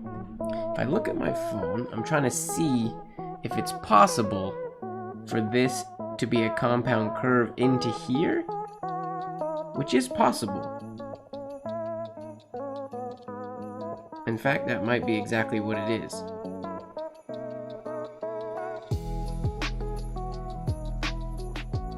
That's how I'm gonna do it, I think. Yeah, this C is cool. This is another one, when you first look at it, you don't think it's anything really unusual, just like, looks like Christmas with a really big C. But it's unusual. I'm really glad I put together this little Christmas compilation because some of the techniques used in these pieces aren't, I won't say they're not seen anywhere else, but a lot of them I haven't seen anywhere else, and I've seen a heck of a lot of what's out there. So it's neat.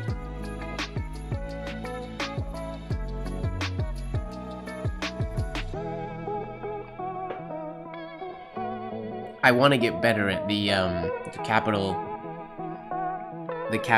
script that's used for Merry and to all, which I've never really tried it before, but it'd be neat to put together a full actual ductus or a full alphabet exemplar of that little alphabet, because it's really pretty. Okay, we're gonna try to go from the C into that exit oval and then put in the H in later. We'll see how that feels.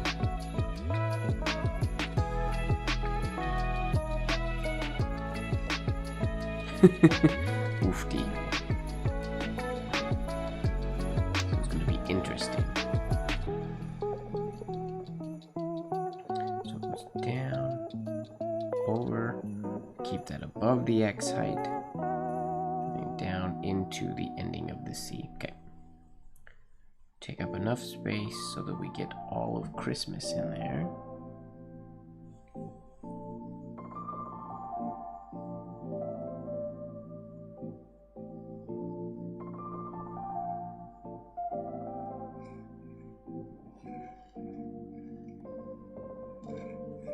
Like that? I didn't make it nearly long enough. But then he comes from here.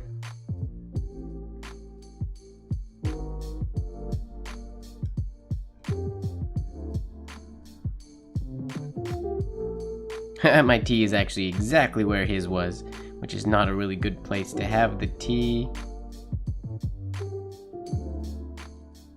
Wow. Hilariously, my spacing turned out, I mean, it's bad because my hairline or my oval here is way too low, but it's kind of the same thing that he did. He did a better version of the same thing, but that's neat. I mean, ideally that oval would be higher, and the T would be crossed, similar to the one we were looking at, the very first one by Zayner. The T would be crossed, like this little oval would come here, so that T is actually crossed. Even on his, it's just sort of, kind of just crossed. He's pushing it a little bit, in my personal opinion. But I really shouldn't criticize.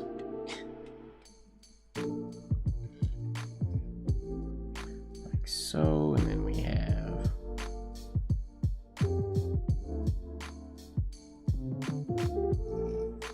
that going there. And then he has this cool script.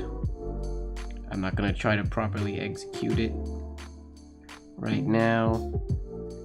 We'll just write Mary and have it be messy, because we're not worried about it being perfect. Oh, we did dot the I, nice.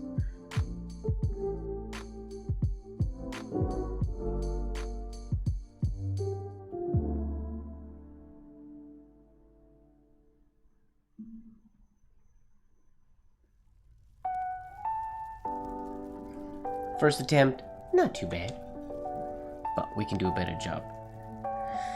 First thing I see, this can come up higher. It doesn't have to drop down quite that low, obviously, so we can try to cross that T.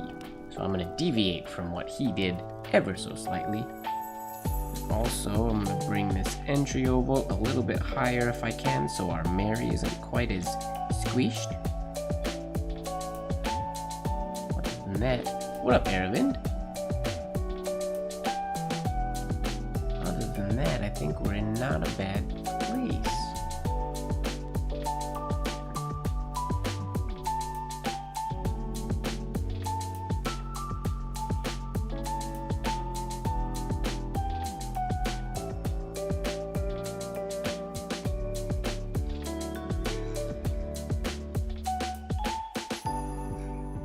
Forgot where I was going there for a sec.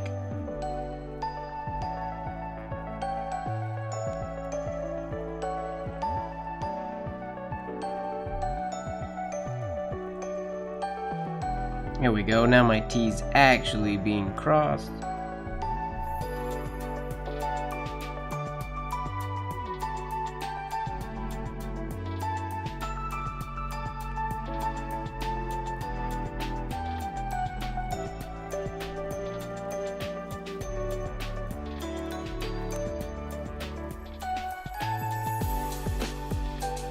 I think that looks better to me. I still drop this too low.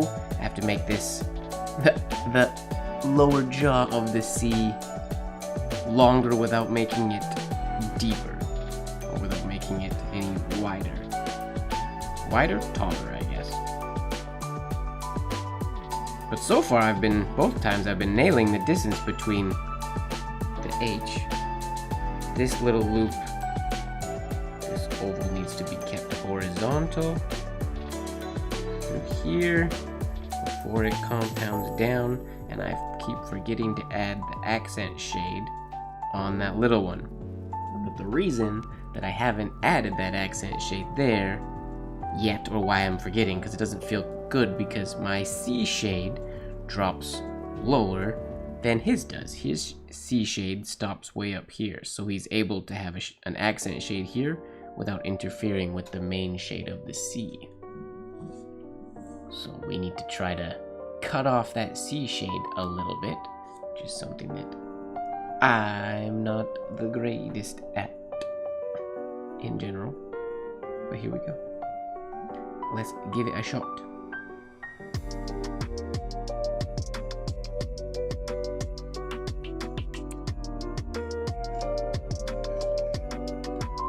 Oh, forgot what I was doing. I forgot that this is supposed to stay over here. Shoot. Yeah, that's what we want. That would have worked good.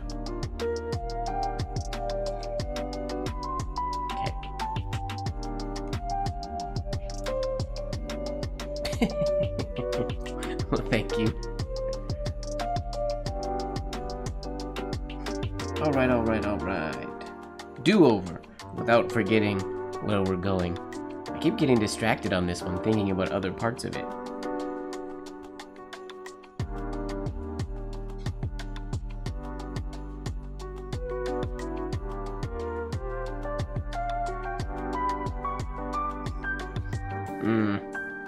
Ugly entry oval. Didn't feel right off the get-go.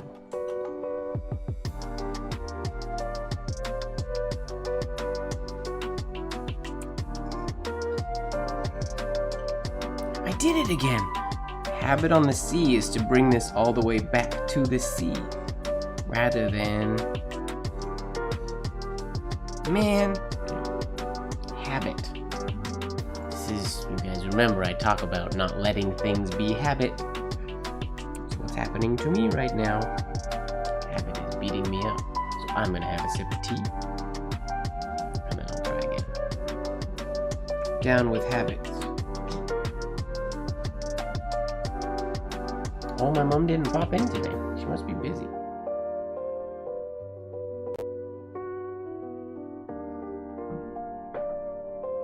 Or she's working on some coloring project or something.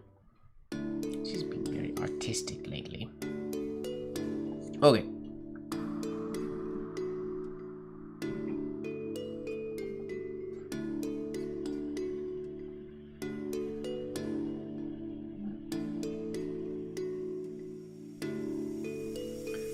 Here we go.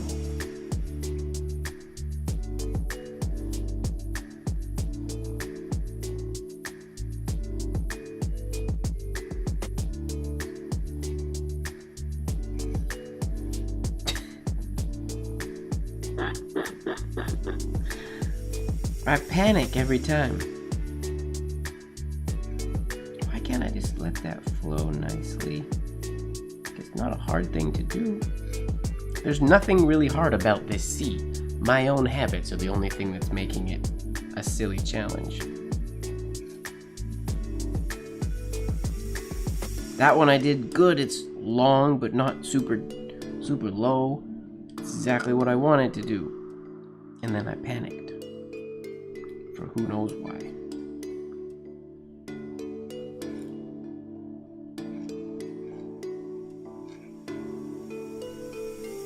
Come on, Mike. Snap out of it.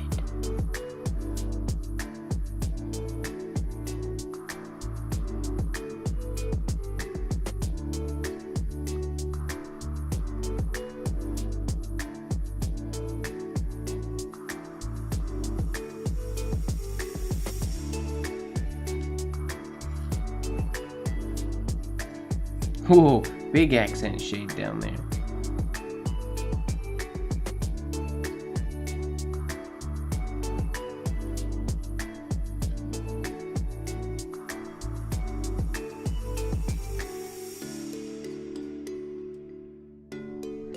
That looks good though. The shade's a little high.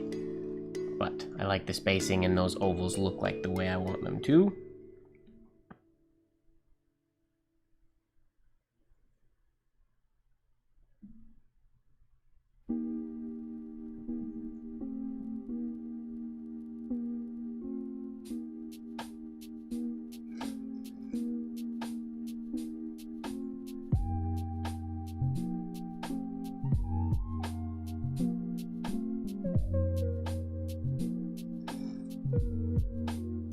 Go.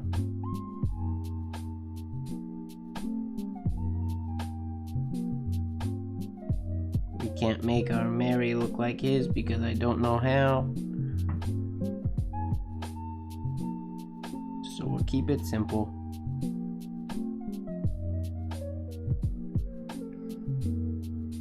That's a fun design. I like that one a lot.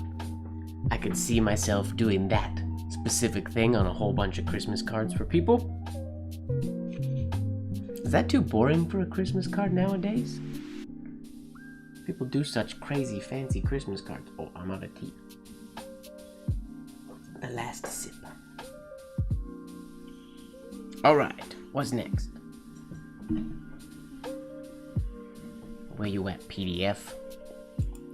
Next up, we have a Zal. Ah, a little bit of T. Courtney. Pretty simple, I think. Should be pretty simple anyways. Ah, nice work, Aravind. You must celebrate being done. Oh, I need more paper.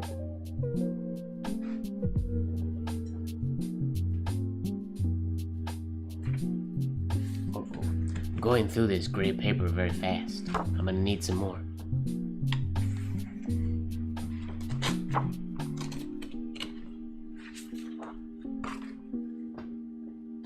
How does somebody get sponsored by Rhodia? I need to be sponsored by Rhodia.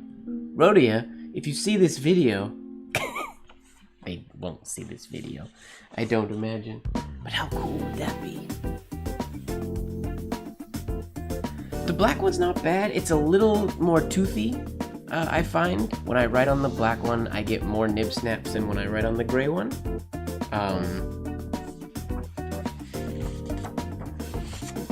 I like the smoothness of the gray one, but I don't like writing on the black one quite as much. Still decent, still not bad. But I prefer the gray, the feel of the gray. I was hoping they'd feel the same, but the black isn't quite as smooth. Or at least the pad I have isn't quite as smooth.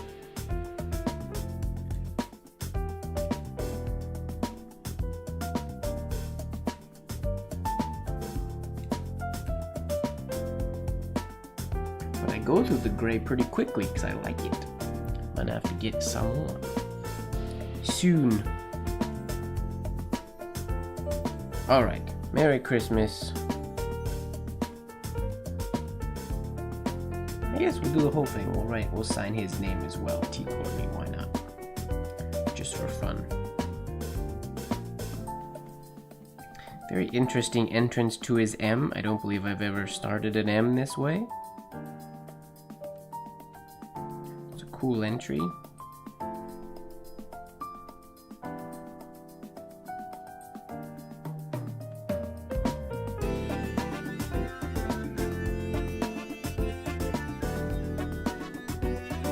Long shade on the second downstroke of the M. Oh no! I have to do that. That has to happen below the baseline. Because that's where 2 has to go.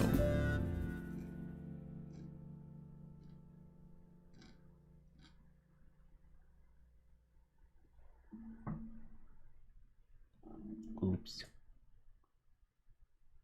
Finding a decent black paper is tough work. It is a lifelong search, I feel like.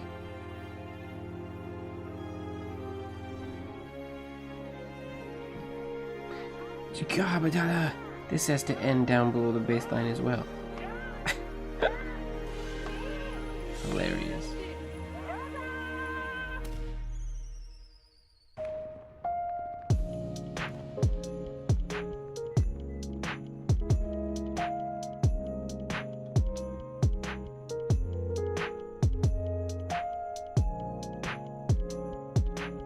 I'm not actually gonna do his name. We're gonna just do the Merry Christmas, and then we'll get the 2 alls. Except, I will do the 2 alls when I don't, or when I do the capitals properly. But this one's pretty simple. No exit flourish on the S, no anything like that. Really clean signature. Yep, there's a black version, there's a gray and a black. That's the one I was talking about. The black just isn't quite as smooth as the gray. And they're both very absorbent of like hand oils and things like that.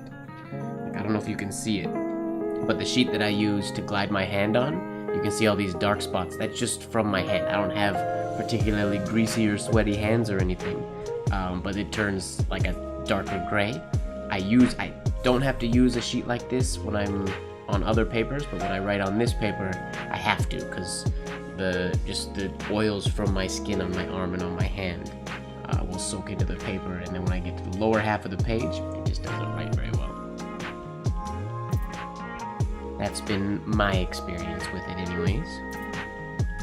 Okay, let's end this one below the baseline.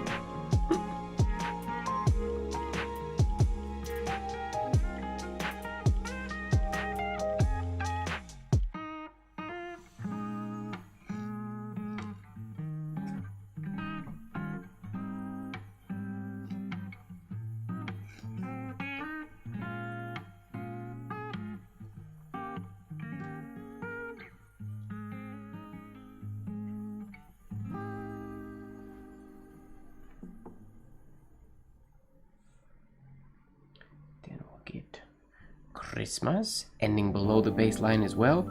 Don't forget Mike. I never do this. I never do a C below the baseline ever.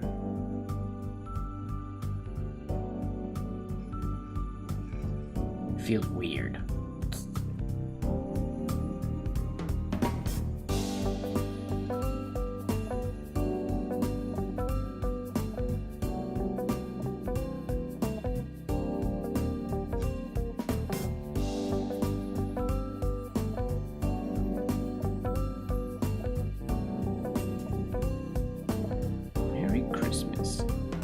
He even did a simple cross on the T. I'm surprised he didn't flourish the T or anything.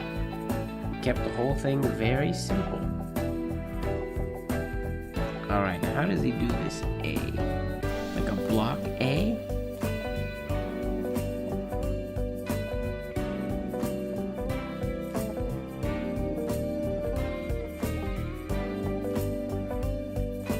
With little like... I don't know what these little lines are supposed to be.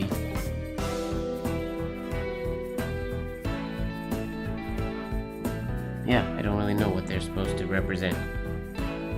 Leaves? Holly? Cracks? I'm not sure.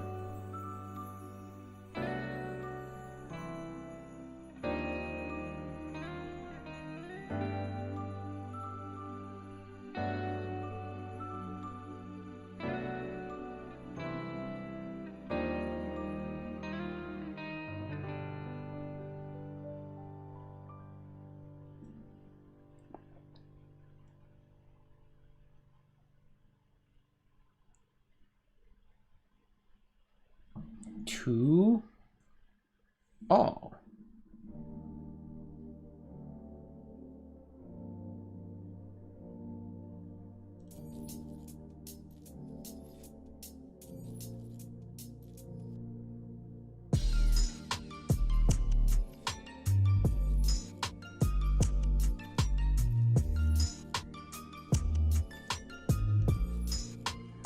Doing my little squiggly lines the same as his because I don't really know what they are. I'm just doing squiggly lines.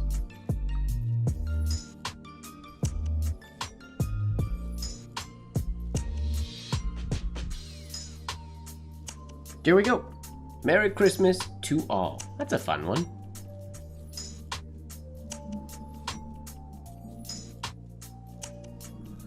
And then how would we do if it was from me?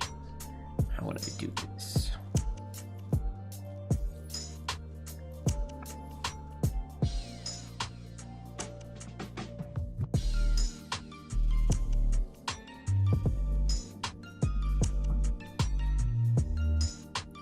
can I do? Let me try something. This won't. This potentially won't work, but we're gonna give it a shot anyways.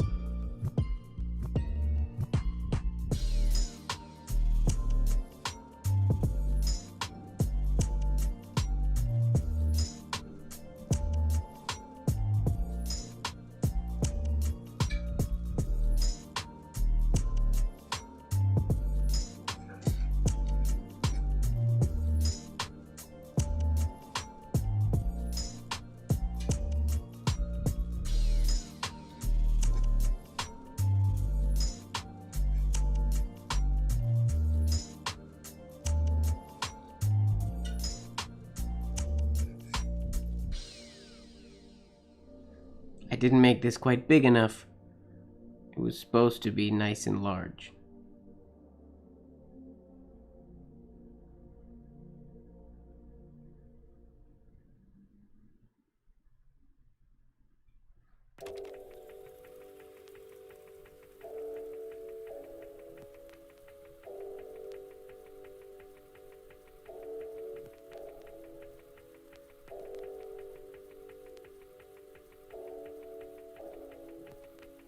The idea works, I just didn't execute it all that perfectly. There we go. MrMGWard rendition. I've never put an extra loop in the front there. I have to make that go up and keep that horizontal a little bit more than I did.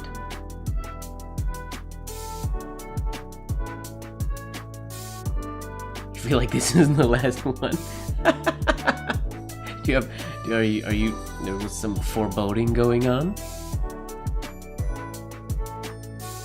Do shaded Spencerian. There is some shaded Spencerian on the next, well, it's sort of shaded Spencerian. I'll do shaded Spencerian for the next one, which looks like this. Bam! We'll do our Christmas greetings. And I can do this one in shaded Spencerian. I've never tried to write greetings the way they did it. So we'll give it a shot. We'll see how it works.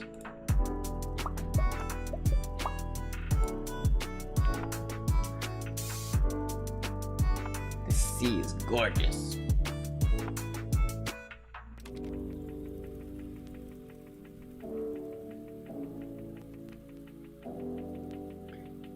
There were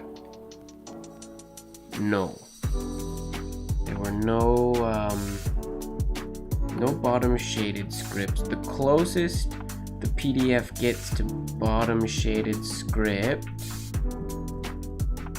wait, let me find it. On page, it's not bottom shaded at all actually, but if we look at, let me find it. I go to page 39. Yeah, so it's like this is broad pen, but it's the only one that when I see this, it has the same rounded shape as bottom shaded script. Good evening, Mom. But no, I did not find any.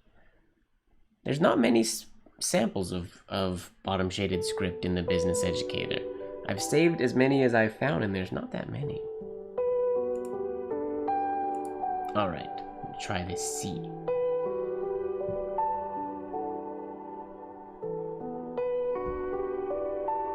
Where were we? Page 9. Okay. How's it going, Mom? What are you working on this evening?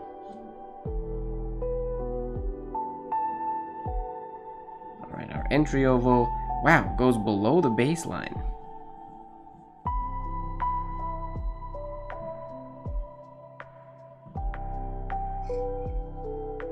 And then hooks way up. And again finishes below the baseline. Okay, so I gotta keep an eye out of where my baseline is. Mike the elf, that's me. Welsh cakes, yum.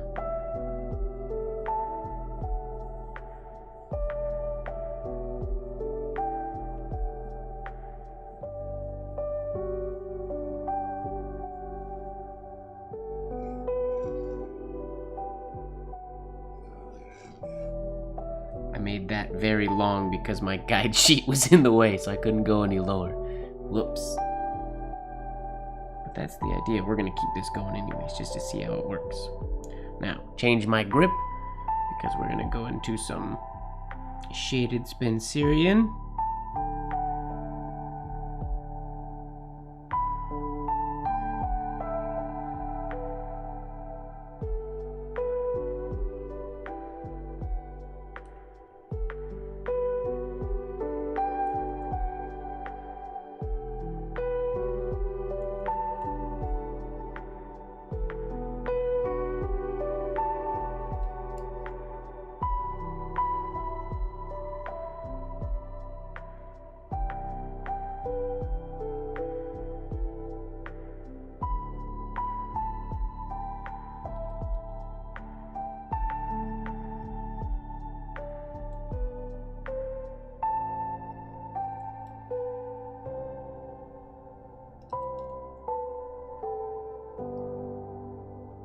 I feel like my letters are getting taller. Whoopsies.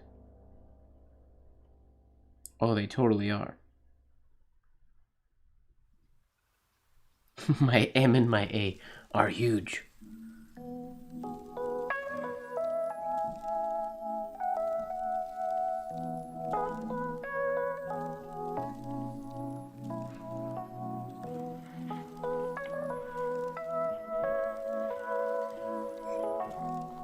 And then the way they wrote greetings, I'm not going to do it on this one because I made this one too wide, but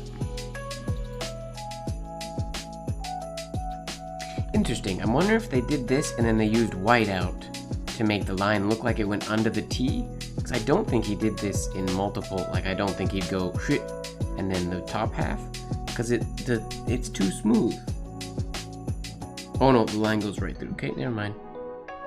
Now, how is this G? I'm not gonna do it in this one. Hue logs, yay. Hit it, yes, hide them until I get home. But then when I'm home, you can unhide them. And I will eat them all. Alright, so this is just a monoline capital script, which is quite pretty. I definitely would need a thicker nib for this. Use like a medium, but for today we'll just do it. We'll work with what we got.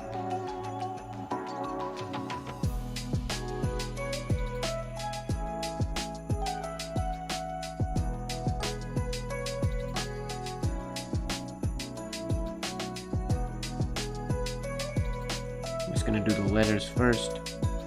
Why did they make the T bigger than the E? Curious.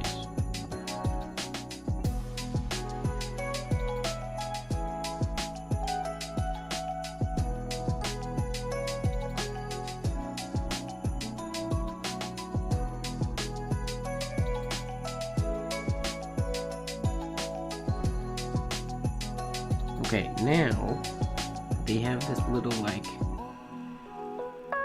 whoop.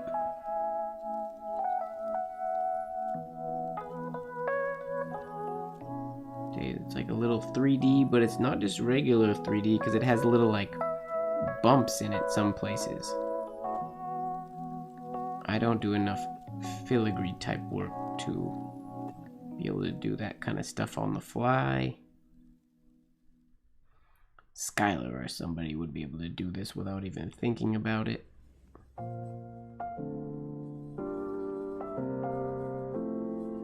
And my hairline is the same thickness as the line of the letters, the letters would need to be done definitely more or thicker.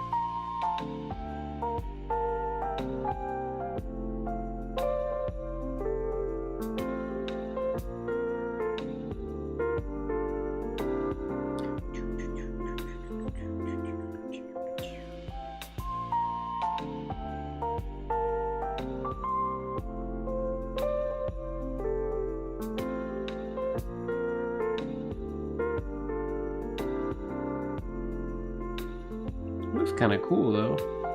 If I thickened up my main line.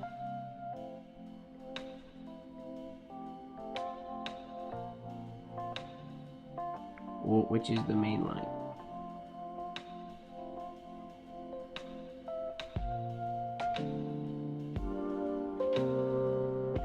I just shade a little bit on each one.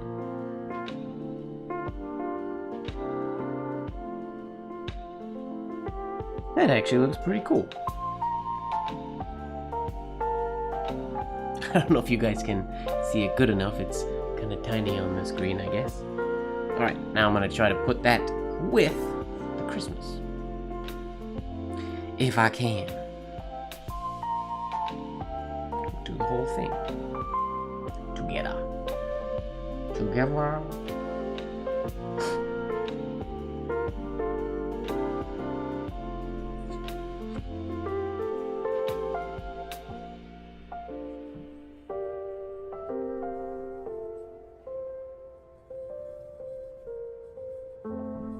So this has to go as far as where the hook is. Okay. Get rid of the glide sheet for a moment.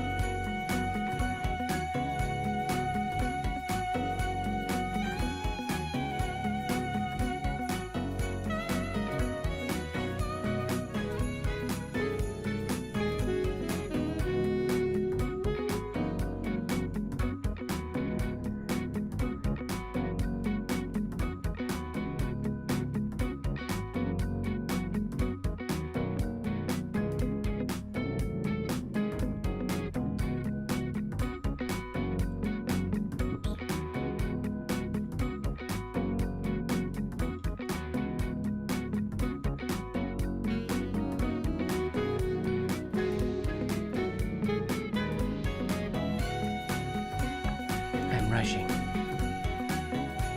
then this one goes right to there.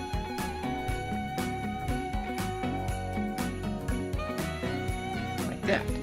And then we have in here, I'm gonna hunch a little bit, bad posture. This is a groovy tune.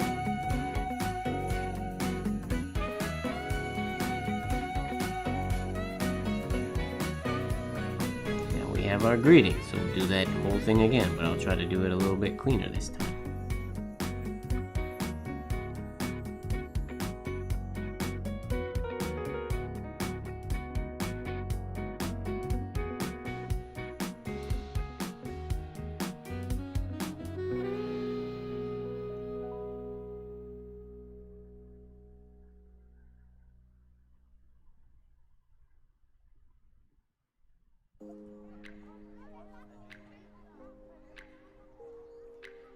My spacing isn't going to be the exact same as his, but that's okay.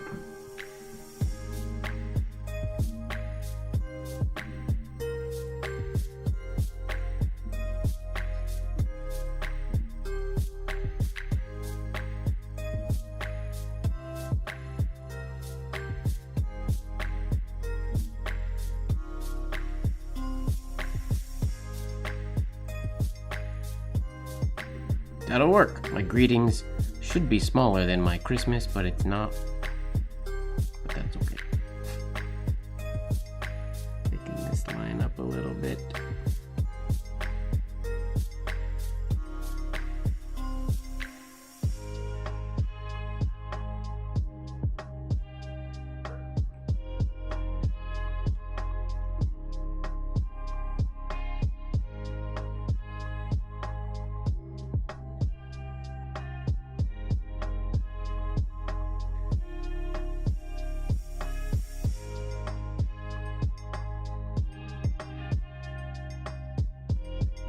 Okay, now we do this little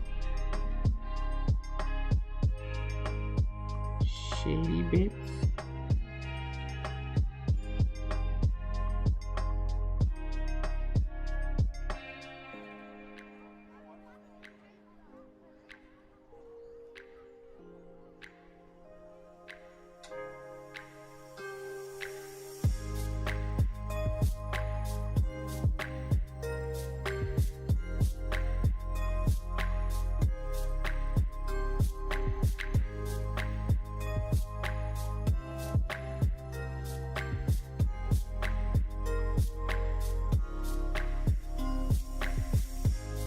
Do.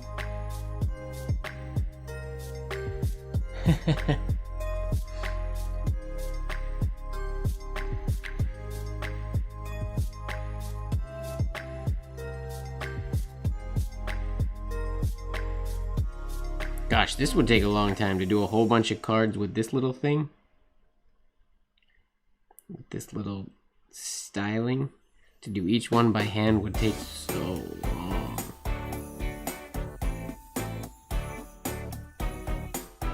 But I guess a lot of people would order this printed and then they would just put their name on them. Because the Business Educator sold these as just printed cards.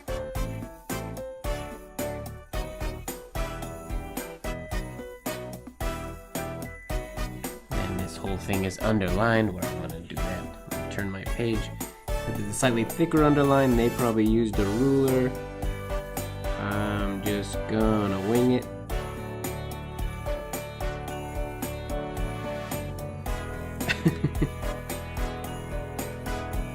And then there's two other lines. Right there. And right there. There! Christmas greetings. That's not too shabby. So we have his, mine, his, mine. Spacing's a little bit different. The greeting should be, or the H, the Christmas could be a little bit lower. But that's decent. I like that little styling thing. It's time consuming, but I'll have to use that again someday. And then I should have spaced my Christmas out a little bit more. And then it will look a little bit better, I think, being a little bit longer and bigger than the greetings, but that works. Fun. I wasn't really anticipating recreating that one when I first saw it, but I'm glad I did. I think the next one is really simple. Now do we have, what is it, Lupfords? What we got next? Coming up. Oh, these ones. I'm not gonna try to perfect this one because it's kind of wackadoo. It's a bit of a crazy design. I think, yeah, we'll try it. Just for fun.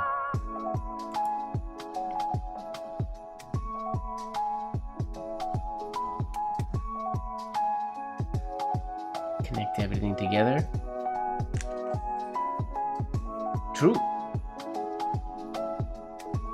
I don't do graphite shading. Alright, Gary, thanks for hanging out. Nice to have you join us today.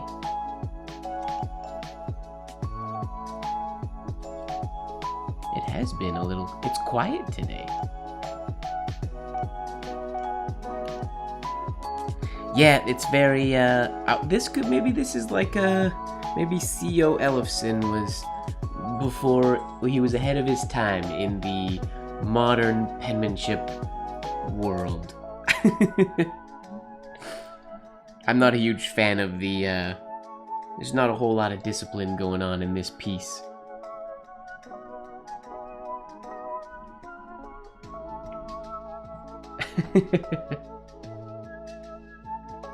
Confounded June, I am not quiet. Alright, here we go. Let's try this one. We're just gonna wing it. We're not even gonna think about it. M-E-R-R-Y, all connected. Okay.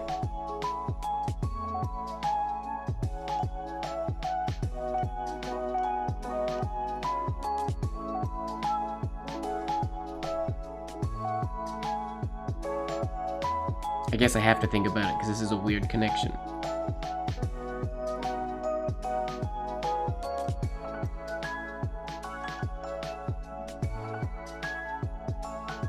Whoa, that is weird. I am going to spend very little time on this one. I'm gonna like walk through it once, and then we're gonna call that it. I do like how we started that H with just a with a flat top, like a T. I do enjoy that.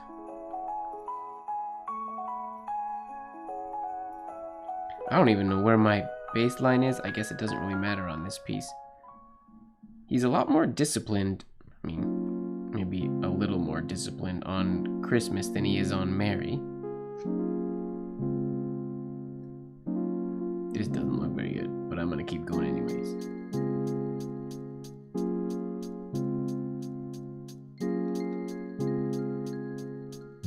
It's like a very undisciplined engrosser / shaded Spencerian. 2 crosses on the T for some reason. Which, I have done that for designs before. Usually this one would be like a flourish. And then if it doesn't get seen as a T, I'll cross it as well. But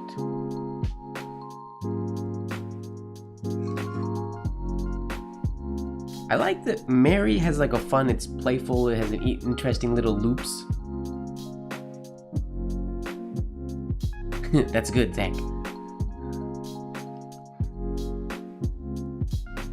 That's very true, Mom. That's why, who is it, Strathmore makes their toned paper. They have the sepia one and then the gray one.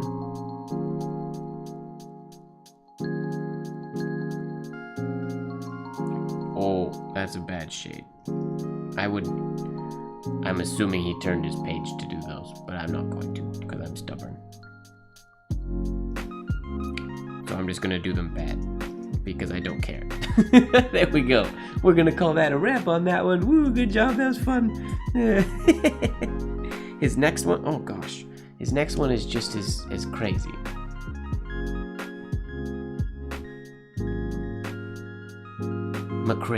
Merry Christmas. Merry Christmas. Here's our next one. Oh, I guess I gotta turn this on for you. There's our next one. I'm gonna do the same thing. I'm just gonna do it once, not really worrying about the quality of the piece. These ones are kind of fun. These ones would be cooler if they were refined a little bit. Like, I do like the playful way of going from the M into the E on the previous one, but I'm not in the mood to take the time to work on those today. Maybe another day.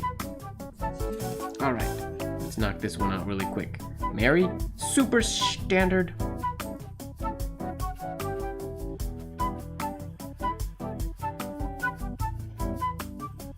The vintage modern penman, C.O. Ellefson. That's what I'm gonna call him. Vintage modern penman.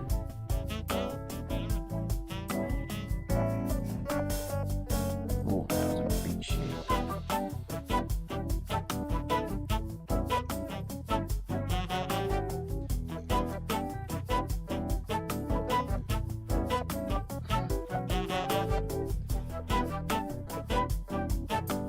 Yeah, we do have a slinky coming in at the end of this one. This is a weird... I've never gone the Y, curved it to the right instead of to the left before. It's very bizarre. It's like a Y that wants to end like a Q? Sort of.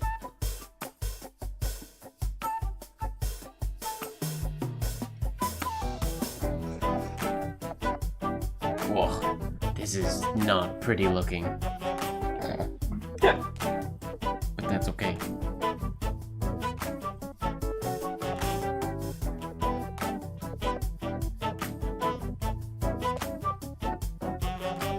This is like...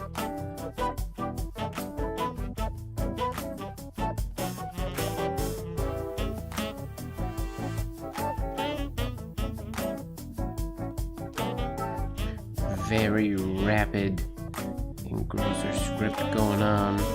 Again with the crossed T, with the double crossed T.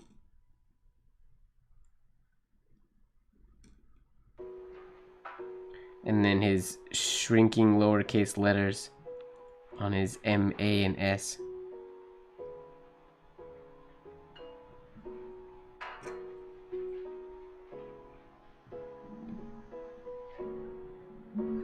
But I mean, maybe... Oh wait, I'd have to turn my page to do this.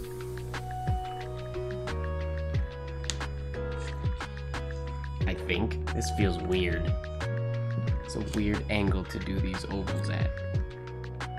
He might have thrown them. Maybe. I don't know. How many? 1, 2, 3, 4, 5 shades. Don't think about it. Just do it.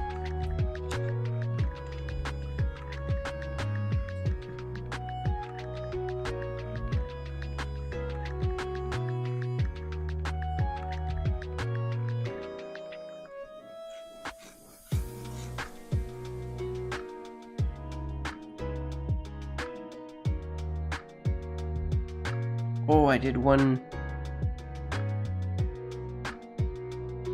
2, 3. Oh, shoot. This was supposed to go. I did 1, not enough. This was supposed to go like that, unshaded, to go into. That's so ugly. Oh! And I smeared it anyways. Well, we're just gonna put that page aside and pretend that. I mean, those at the end of the day, if somebody got that in the mail, I bet you I wouldn't complain if I got that in the mail. I'd be quite happy if somebody took the time to write that and send it to me. And I did those really quickly and rapidly. They could easily look a whole lot better, I think. But that was fun. Racing through those two.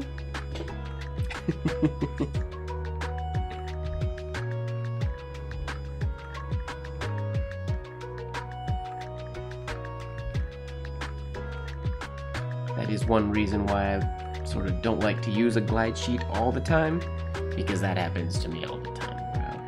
I'll push my glide sheet when I'm not paying attention into the ink that I just laid down, and it just makes all kinds of messes.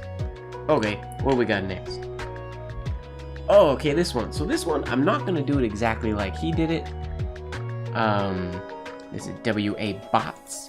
I'm going to try to do a cleaned up version of this one. This is Bowtie Script. We're gonna do shaded Spencerian instead of he has more of Engrosser Script style. I'm gonna do a shaded Spencerian with bow ties,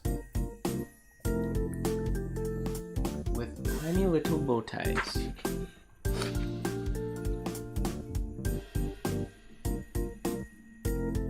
And we'll see how we do. First off, where's his flourishes going? Where are his flourishes going? They're all over the place.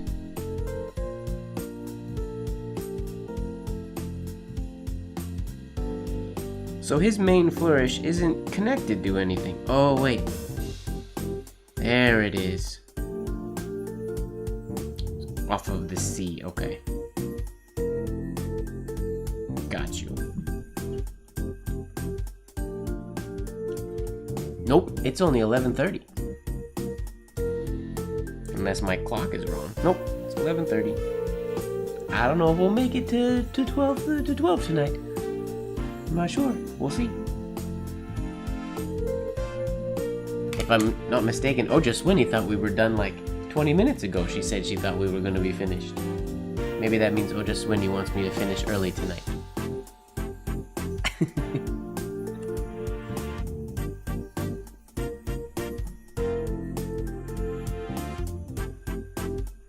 Let's just try to see into this.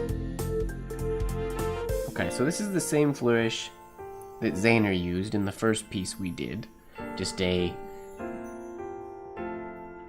Wait, we should finish early? Is that what you're saying? Oh, just when he wants us to end.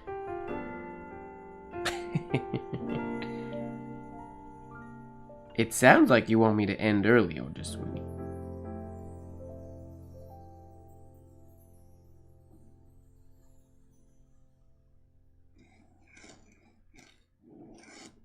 Whoops.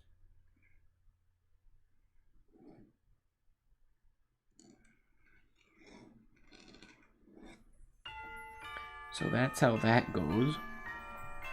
And let me just map out where all this is gonna go.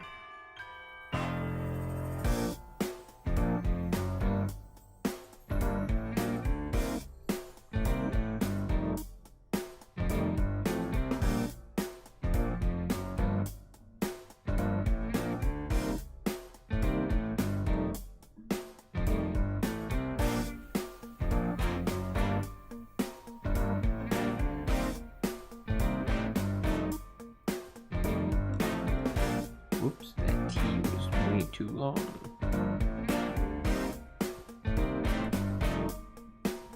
This isn't bow ties yet, but it'll give me an idea of how long I have to make. What if I have my spacing right?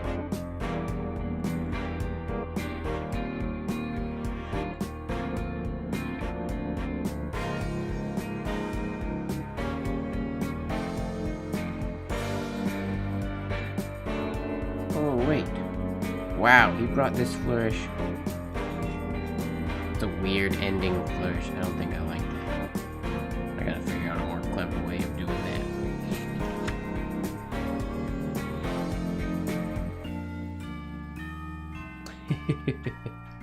It's Xmas, so we should stay up late. It's not really Christmas yet.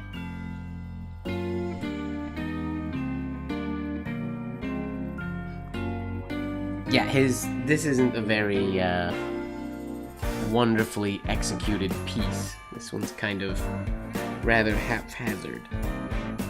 If I'm being honest, even between this rough one that I just did, I like better than his specimen. But what we're really trying to get, which is gonna be weird, is gonna be doing these bow ties.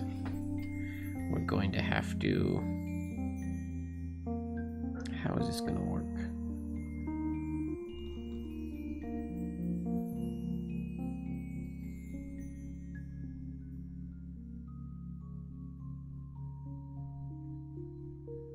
Like that, right?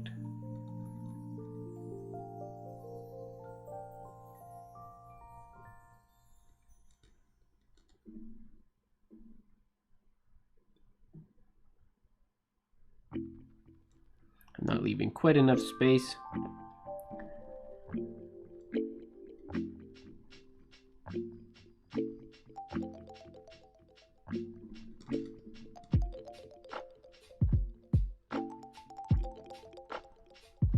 Whoops, messed up my S pretty bad.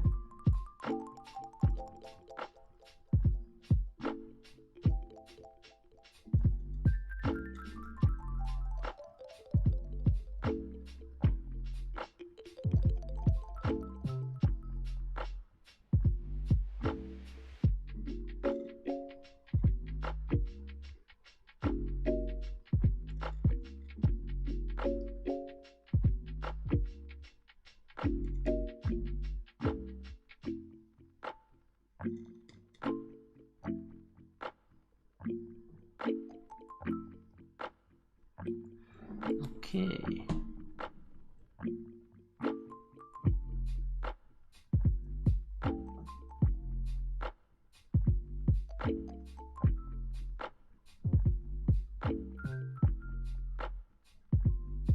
And each one wears little bow ties.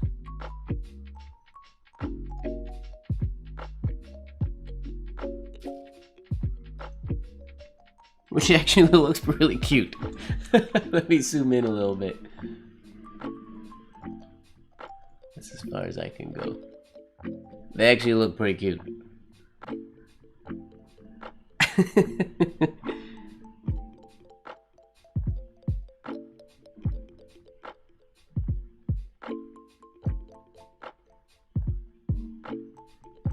I make them look more like bows than his do. I like them looking like little bows. I actually don't know what his are, if they're supposed to be bows or what they're supposed to be. But that looks pretty fun.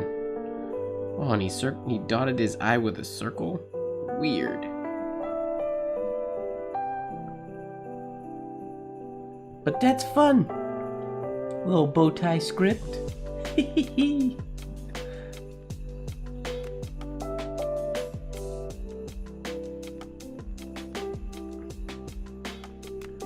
Where would the bowler hat go? On the top of one of the flourishes? I gotta figure out where I want to put these flourishes. So he brought his flourishes. Okay.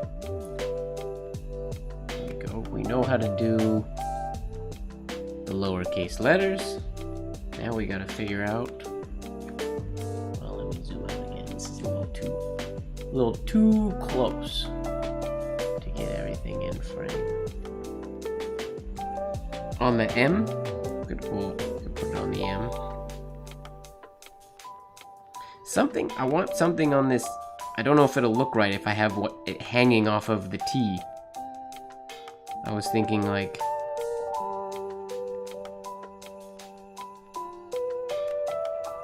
off of the T we have the little bow, and then there's like a...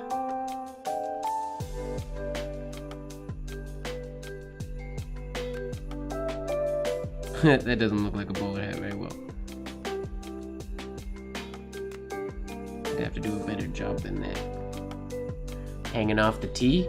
Does that work? The C could wear one as well, but there's already the shade on the C.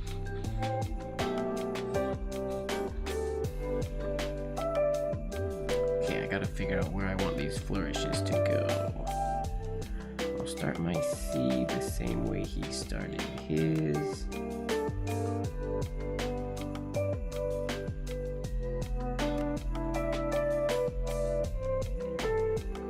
Interesting, because that in having that little loop there really interferes with your H, which he suffered from.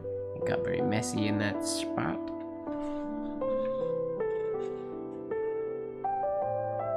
Because the H has to come right there. Okay.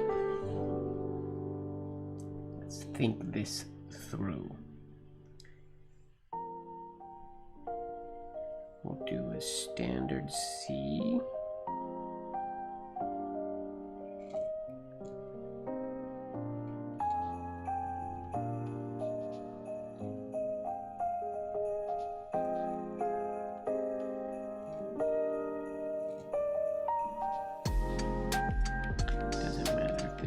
Good or not? Is it just for spacing?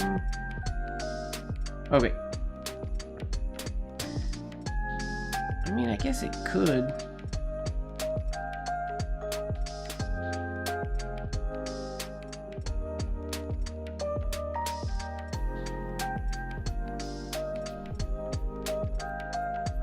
I feel like, what if I brought it all the way over here? No, not through the C, but above the H. I like that better. Go through the S, above the H. Go over here to go around the top of the T. This will cut around through there. Then this can go around the S. Yep. And then this sticking close to his original, but just spicing it up a little bit. Now, I would rather have the S have this ending on it, which means this whole thing has to have, ooh, this can be there. No. Maybe not. Maybe that has to go there. And the S will go inside of it.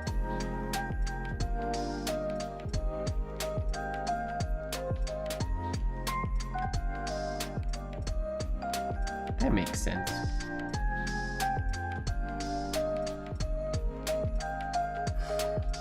Okay, that works. Hashtag redesigned.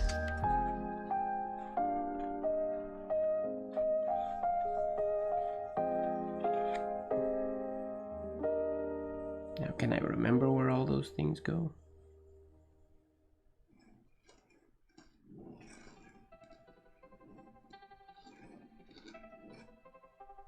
And then the H. Oh wait, that's supposed to go above the H. Oh well.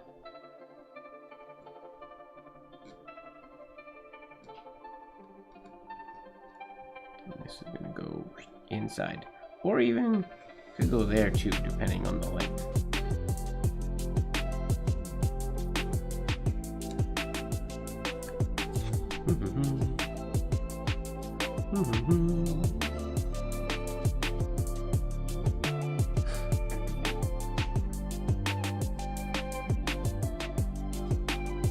Maybe no no, I want there to be some shades.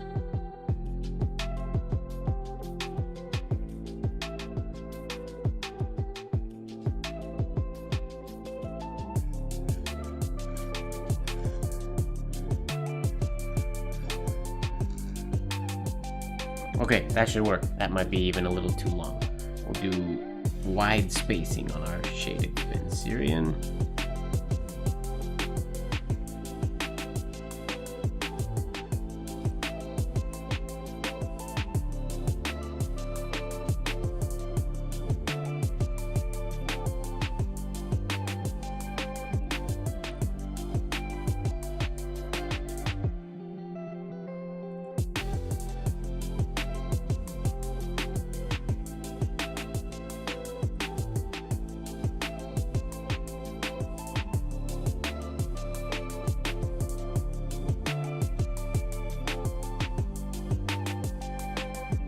Running out of ink.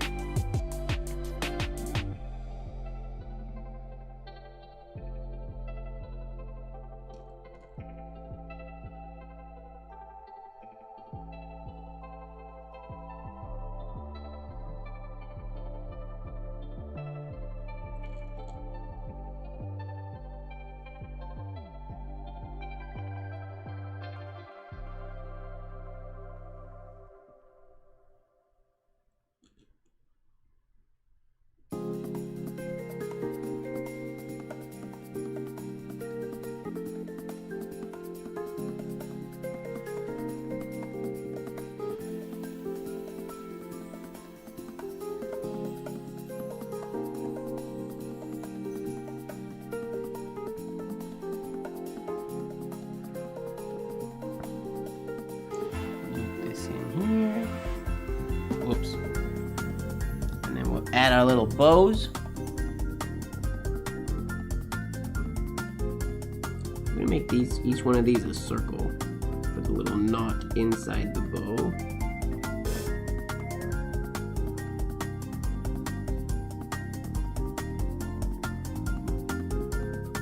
And now we add the bow on each side.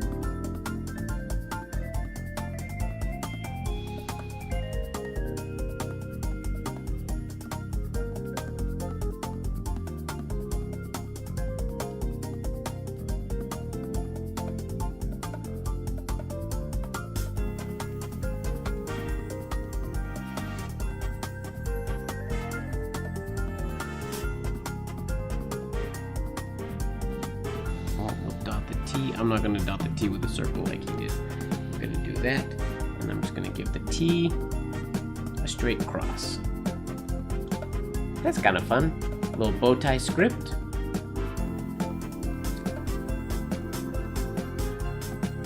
Bow tie script. I like it. It's a new thing.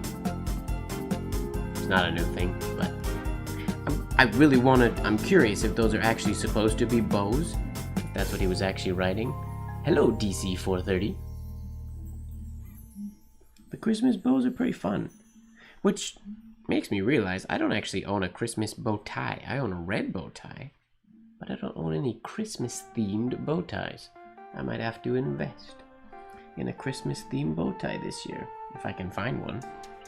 Nobody seems, or there's a lot of people that it's a lot harder to find tieable nice bow ties. It's easier to find themed bow ties that are pre-tied, but I don't wear pre-tied bow ties. That's cheating. Well, that's fun. I'm quite happy with that little guy. I think it looks... Oh wait, and he also added... Well, he added a little flourish in there, but the way we did this, I don't think it's necessary. I think that turned out fun. What's next? Oh, Happy New Year. Taking a break from Christmas. It is a little Hello Kitty-ish. That's true, Hody. That's valid. That's very valid.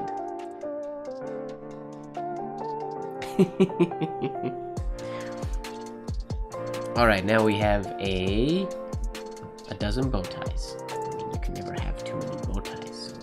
So. Next up, we have a Happy New Year. Now this one's quite fun. I haven't actually mapped this one out, but I think it's pretty simple. Is it? Yeah, it's simple. There's just some clever connections. The big question is, did he do the N before he did the H? Or did he just luckily hit those 2 points and then add a loop there to make it look like that was intentional? the ending of the N. I feel like that's more likely. Well, that's a fun connection from the N to the Y. I'm never good at doing that style of N. Yep, Hunt 101. It's been sharpened though. It's a Hunt 101 that I sharpened to get a slightly finer hairline. But it is a Hunt 101, yes. Alright, let's do this one. Happy New Year. By, again, this is another one where it says, by the editor of the BE, of the Business Educator, which is CP Zayner. Or was. There's a quick tutorial on Instagram, but I'm filming a better one. I just haven't filmed it yet. I'm putting together a better one for YouTube. A full sort of explanation of my current process of how I tune or refine my nibs before I write with them. So it's coming, it just doesn't quite exist yet. But there is one on Instagram, on IGTV, that sort of walks through the basic process that I follow. I'm pretty sure the N accidentally linked with the H, and he added that little loop between the two to make it look like it was on purpose. I'm pretty sure that's what happened. I could be wrong, but that's my guess. Alright, now this one is pretty standard compared to our last one, so we can relax and just write Happy New Year.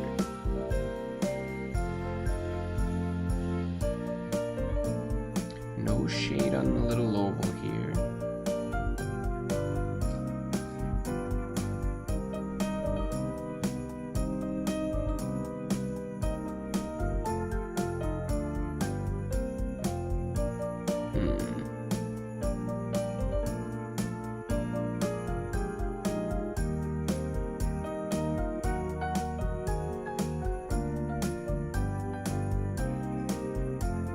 Was I supposed to shade there? No, I wasn't. Okay, good.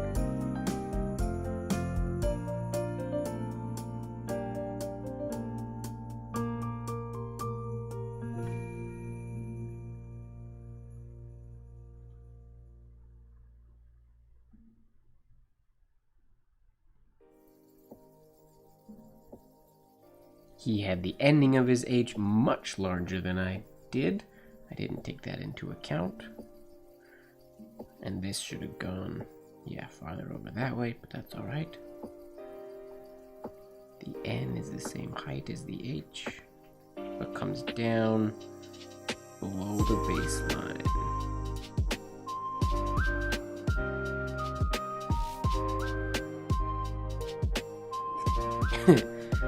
So mine obviously doesn't connect like his does, because I went way too low.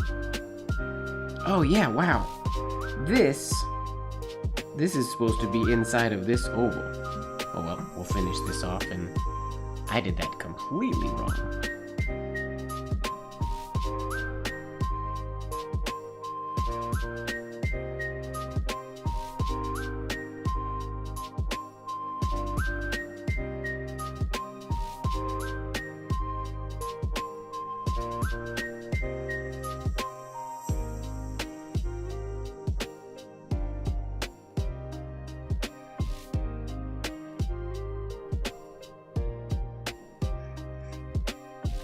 Yeah, and that's supposed to connect with that oval that I didn't create. Whoops. I majorly botched that one. Whoopsies.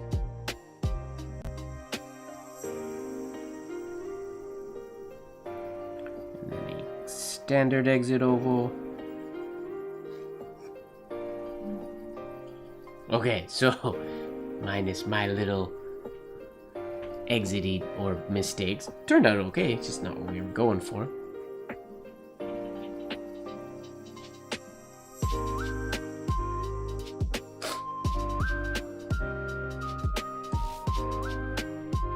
Yeah, I just basically use, I guess like I use a micro mesh, which is really fine sandpaper. Or lately I've been using, it's like the little emery pad for sharpening your nails. I just use the fining ones, but like the finest ones is all you need. One to shape it, and then one to smooth it. You can't smooth it, you can't burnish it too much, or it'll get almost too smooth to actually hold ink. Those are what I use. I used to use like an Arceus stone and other stuff, but I don't anymore. I've simplified my process quite a bit.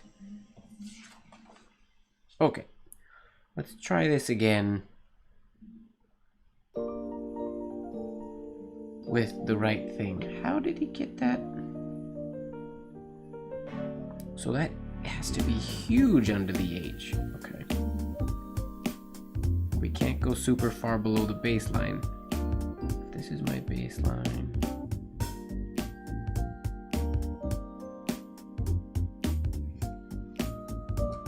Something like this. That's too weird. This part's right, but then I gotta change my angle to go into the H so it's not so angled.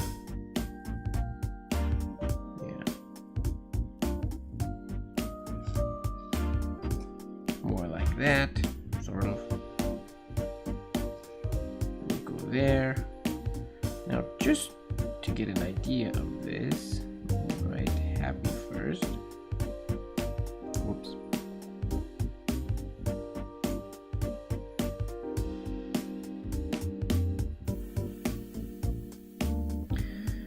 So this has to go down a little bit more and finish ideally between the two P's, so even farther. Wow.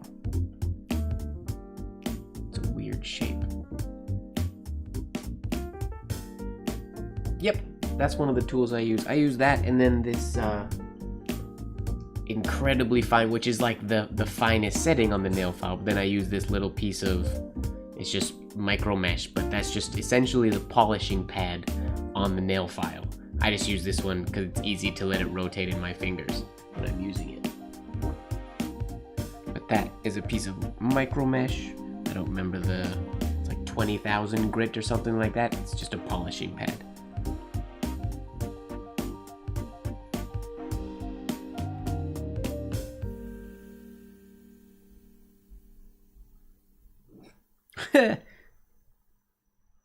Yeah, it's really weird to get that down and back up and finish at the right spot. Pretty sure that was a fluke when he did it.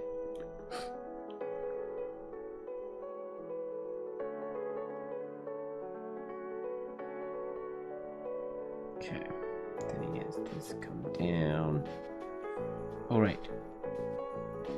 So this goes way down here. It fits in there. So I think that's what I'm gonna do. I'm gonna do I'm gonna do this stroke after I do the happy and the stem, so I can properly slot it in there and I don't have to worry about any spacing or anything. Okay, let's give that a better attempt. Oh, I didn't use a glide sheet when I did the bow ties, and I think that's what I was talking about before. Picked up the oil from my skin. My skin is not oily, it's actually really dry today in the winter, but this paper works like grease paper sometimes. Okay, happy birthday. Not happy birthday, happy new year.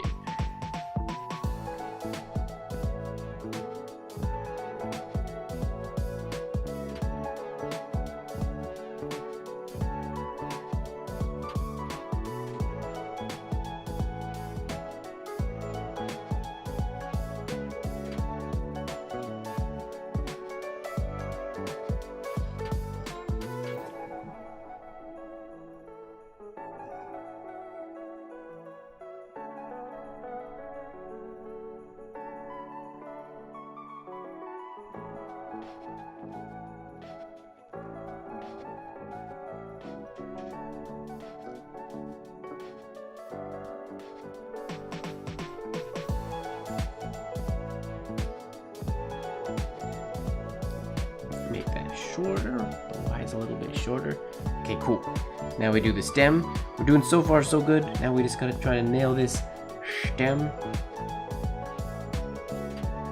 if we can.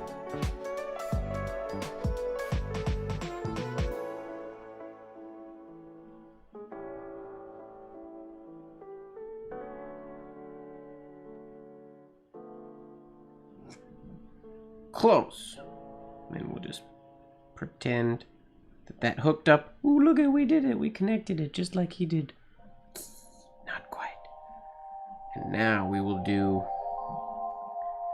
this little one that goes in here that has an accent shade on the top. Ooh, I didn't go quite low enough. Darn it. That should have come down here. Darn.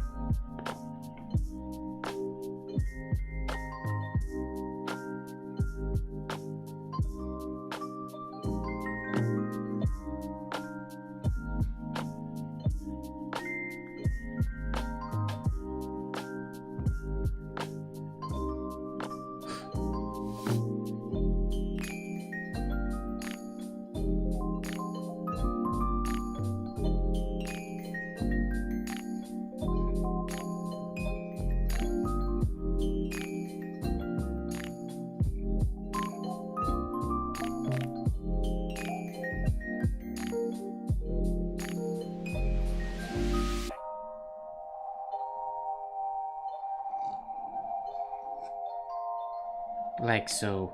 Oh, I made that too tall, I guess. All of this is supposed to be the same height. Ish. Oh, so the N has to be shorter then. Okay. I can do that.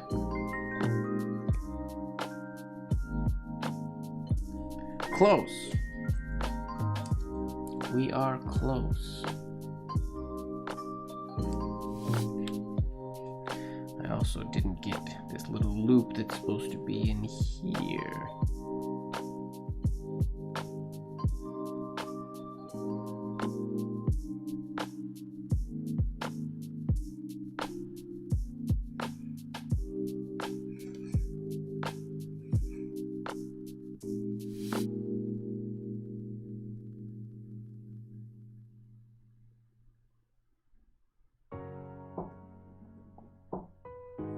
Can't get the shape of that shade right. Let me try just that shade a few times. The bottom doesn't look good.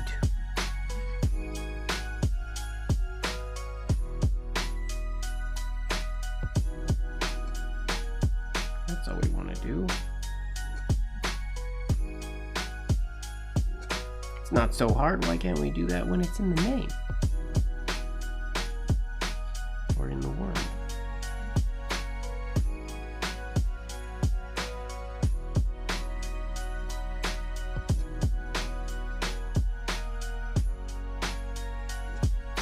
Too soon. Whoa. The transition was really fast today. I guess that means, ladies and gentlemen, that it's midnight.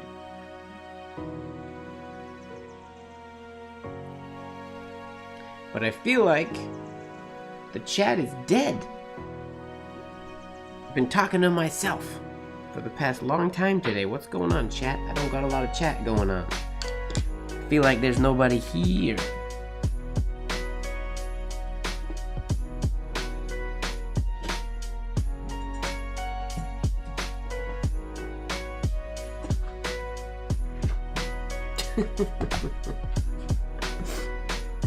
All right. Gotta change our music.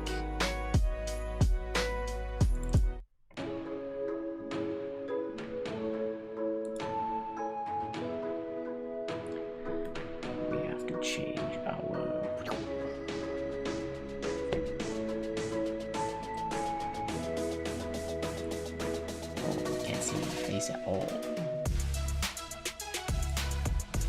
Right, let's go.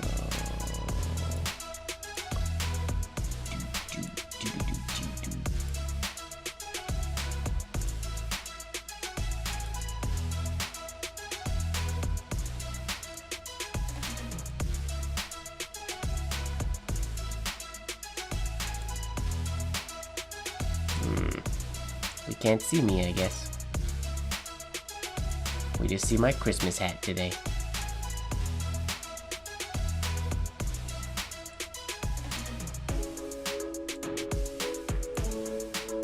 But it's red because it's Christmas. What if this song is not the kind of... Wait. That's better.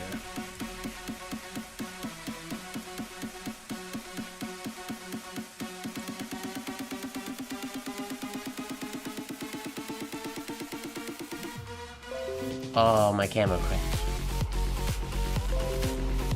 There we go. Now you can see me.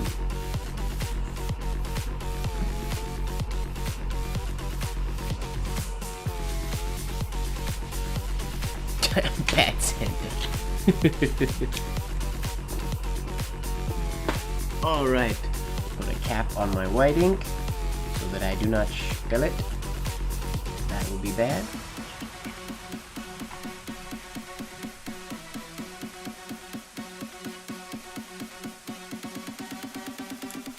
Get out the glowy ink.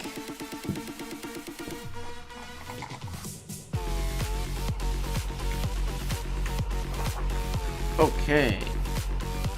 Oh, now I don't have lines at all. Oh, I can't see the lines at all. Let's see how this works.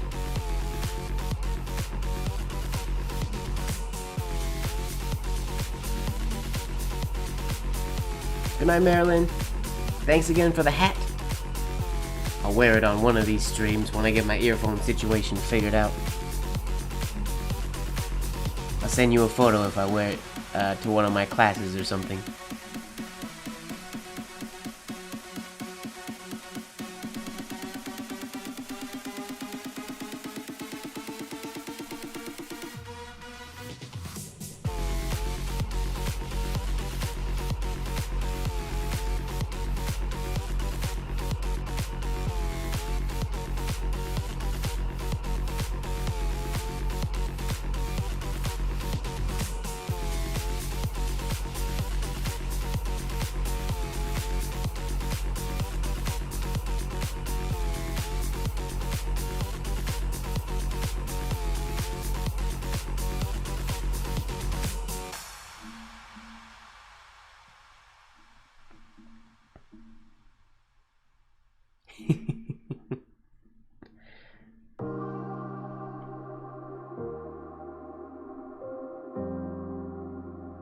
Oh, thanks, Sapphire Manga. Thanks for hanging out. 5:30 in the morning. That's early. Yeah, go to bed. Sweet dreams.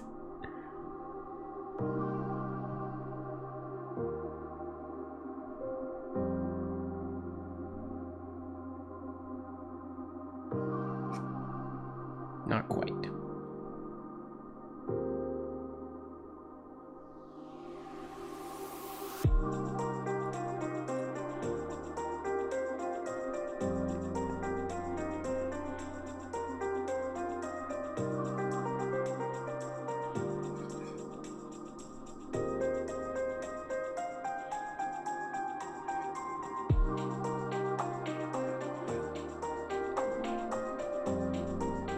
Shades are like pink, but the hairlines are red. Interesting. Wet ink is pink. Dried ink is red.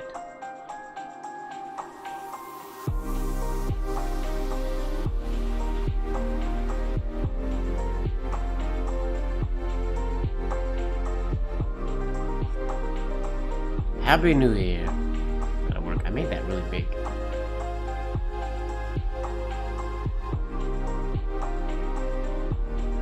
Christmas. So next up we got... That's what's up. Whoa! I forgot that the Blacklight filter gets applied to everything for the color.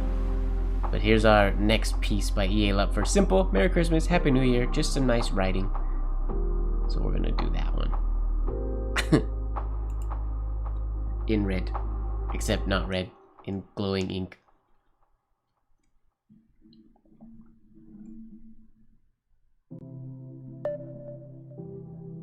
It's very bizarre doing this without seeing baselines. But that's okay. You don't need baselines. They're just handy.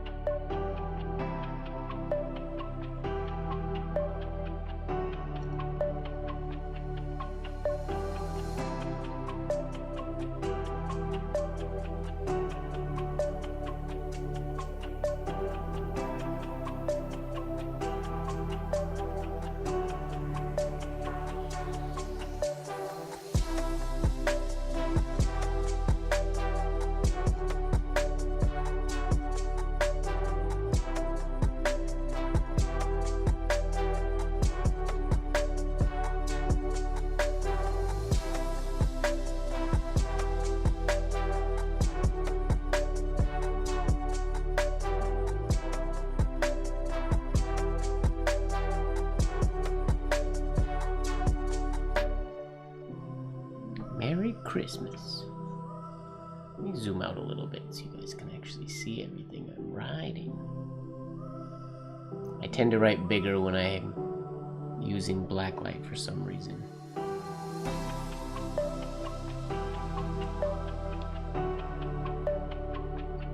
And now we write Happy New Year. Gotta make sure the ending stroke on the H is big enough that it can go around the A, P, P, and Y.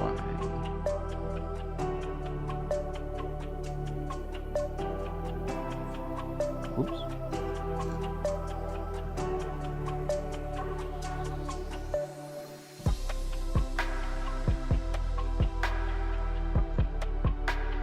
That might have been too big.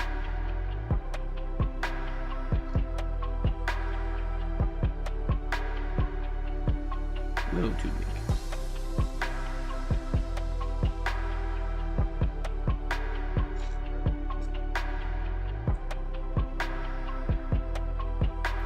Big old shade on the bottom.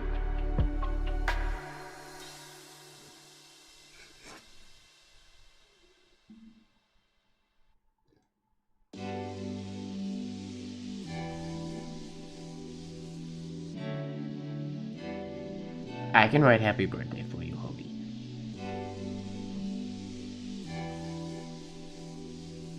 You should have asked me on Discord. I would have written it on your actual birthday.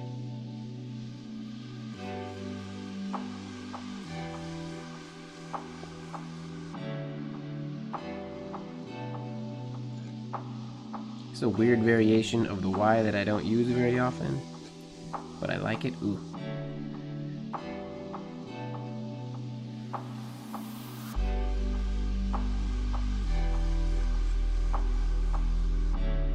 Merry Christmas, Happy New Year.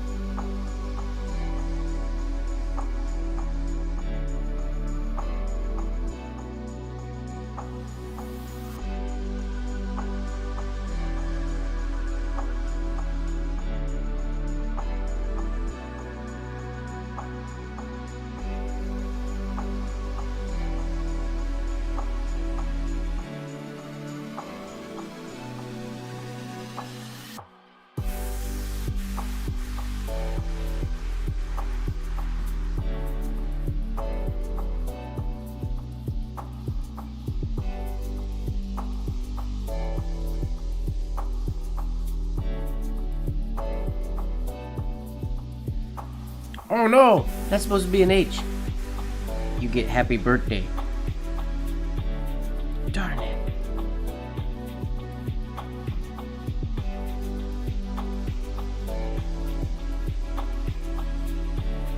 Ugh. I have to go again because I can't spell. Silly Mike. Not that I can't spell. I know how to spell happy birthday. I just make silly mistakes. I wouldn't be me if I didn't spell everything wrong.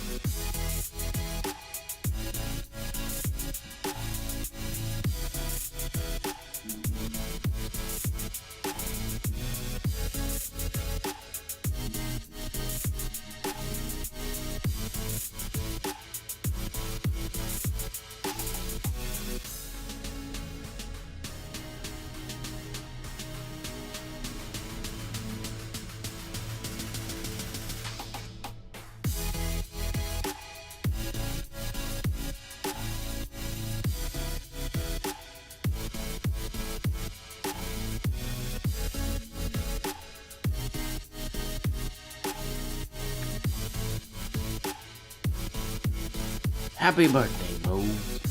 Here we go.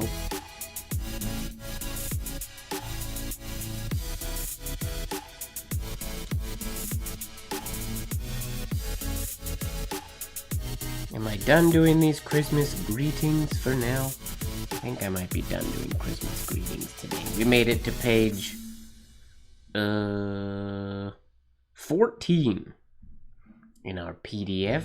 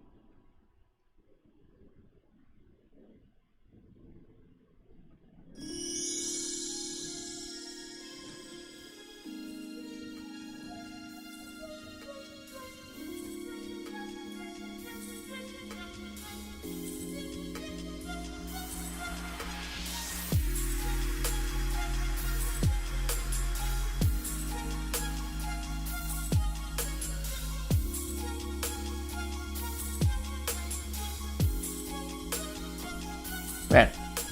Little Christmas tree.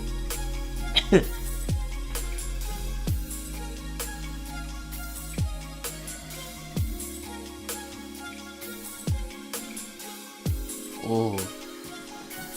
I was in Germany once doing a tour with Liebeskind Berlin, and there was a Krampus parade when I was there, and one of the Krampus monsters came into the store that I was working in and chased me around. It was awesome, hilarious, and actually ridiculously scary. It wasn't supposed to be. I mean, it wasn't actually scary because he's not a real monster, but he was huge. His costume was massive. And yeah, he chased me around the store. It was quite an adventurous day. Because I was peeking out and filming them. And then he chased me into the store. Quite fun. What do you mean, clearly I've been bad this year? I'm not bad. I don't do bad things. I'm good.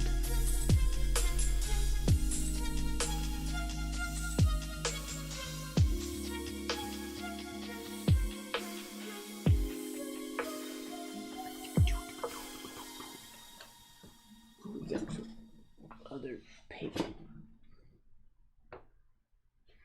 I can reuse some of these sheets of paper for Blacklight.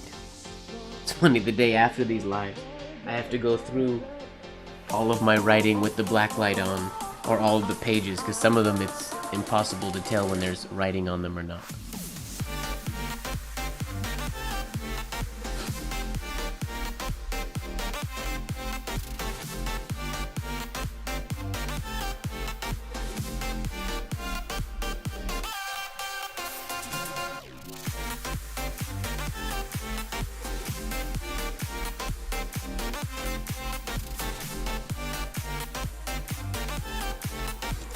Oh!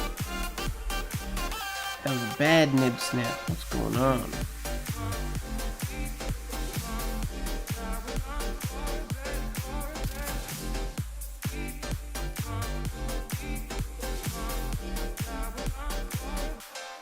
Pretty sure my tines are misaligned now.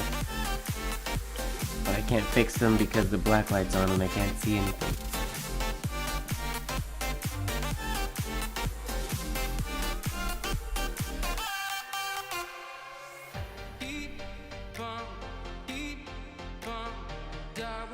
Oof, rough.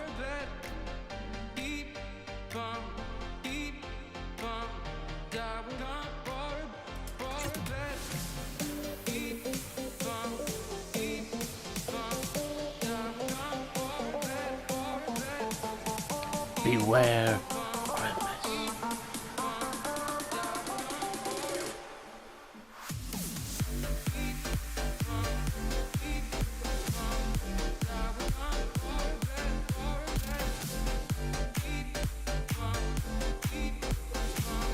Didn't I do Hody's birthday thing when it was her birthday?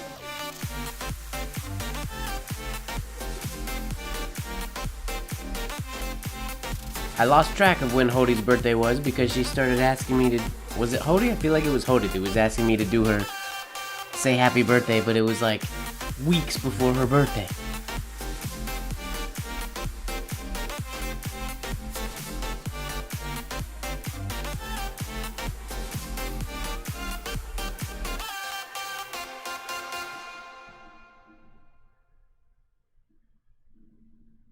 Okay, so it was this weekend, but I feel like weeks ago, I feel like she was asking me to do her name. Last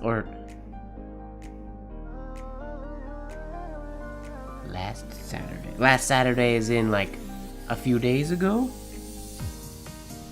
I feel like multiple weeks ago, you were asking me to write happy birthday when it was way before your birthday. I think.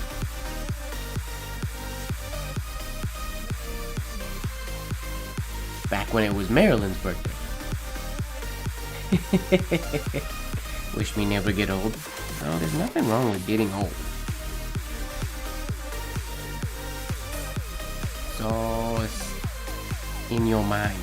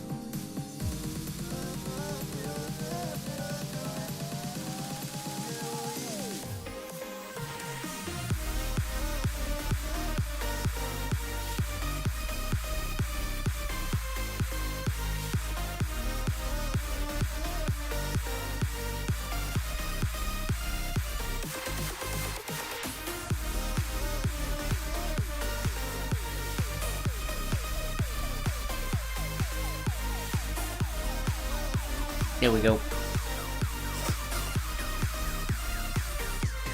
Oh yeah, I forgot you were booking the hotel room for yourself. I remember you telling us about that. That would have been a fun time.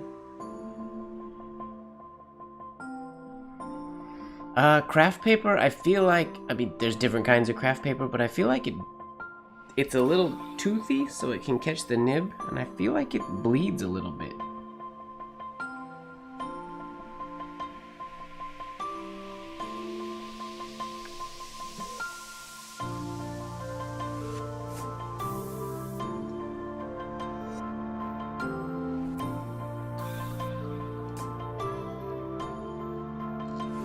Don't quote me on that, because I don't know. I've honestly never tried.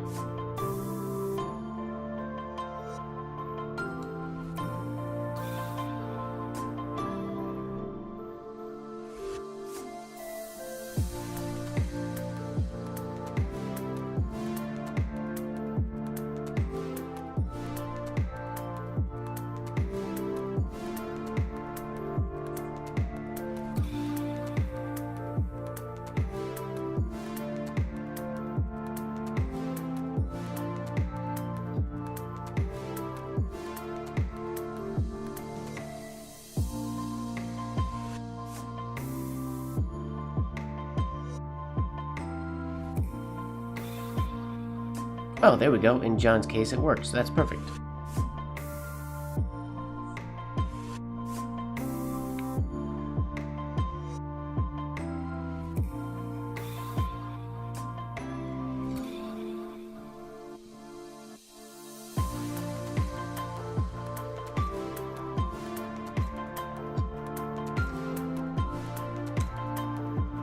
Yep, my tines are definitely misaligned. I'm getting a lot of snaps now all of a sudden.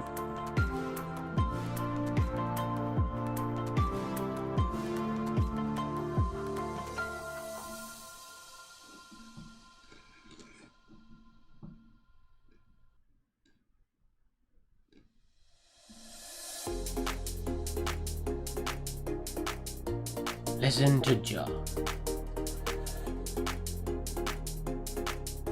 You are very welcome, Odie.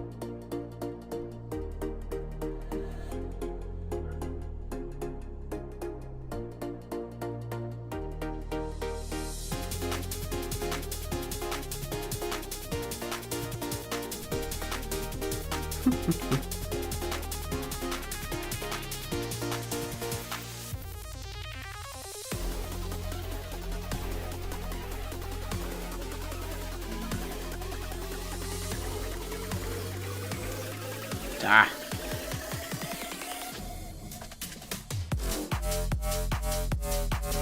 Let's go.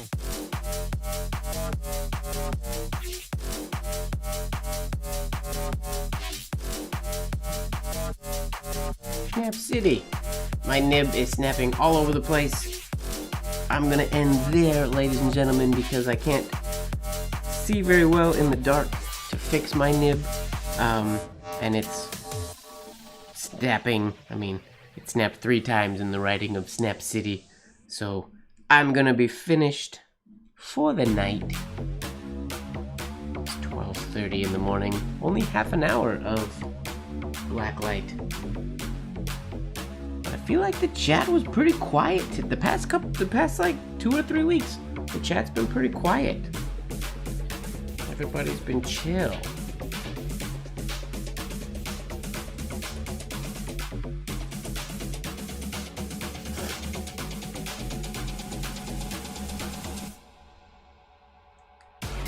Yep, we're gonna end there because my hand is starting to deteriorate and my nib doesn't want to write anymore. And begging me to stay on doesn't work because nobody talks to me when I'm writing. We're gonna finish there because I'm stiff. I don't want to write with a nib that keeps snapping because that's annoying.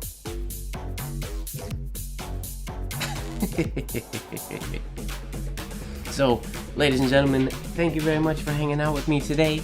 Nice, fun Christmas time. Enjoy the PDF. If you guys want to check it out in the description down below, you can get it there or on my Discord. If you try any of the samples, post them in the Discord, because I would love to see if you try to write any of those cards. Yeah, I want to see your attempts. So make sure that you are falling in love with the process, this process that we show here every week. And don't forget that life should be just a bit of silliness, really. Good night, everybody.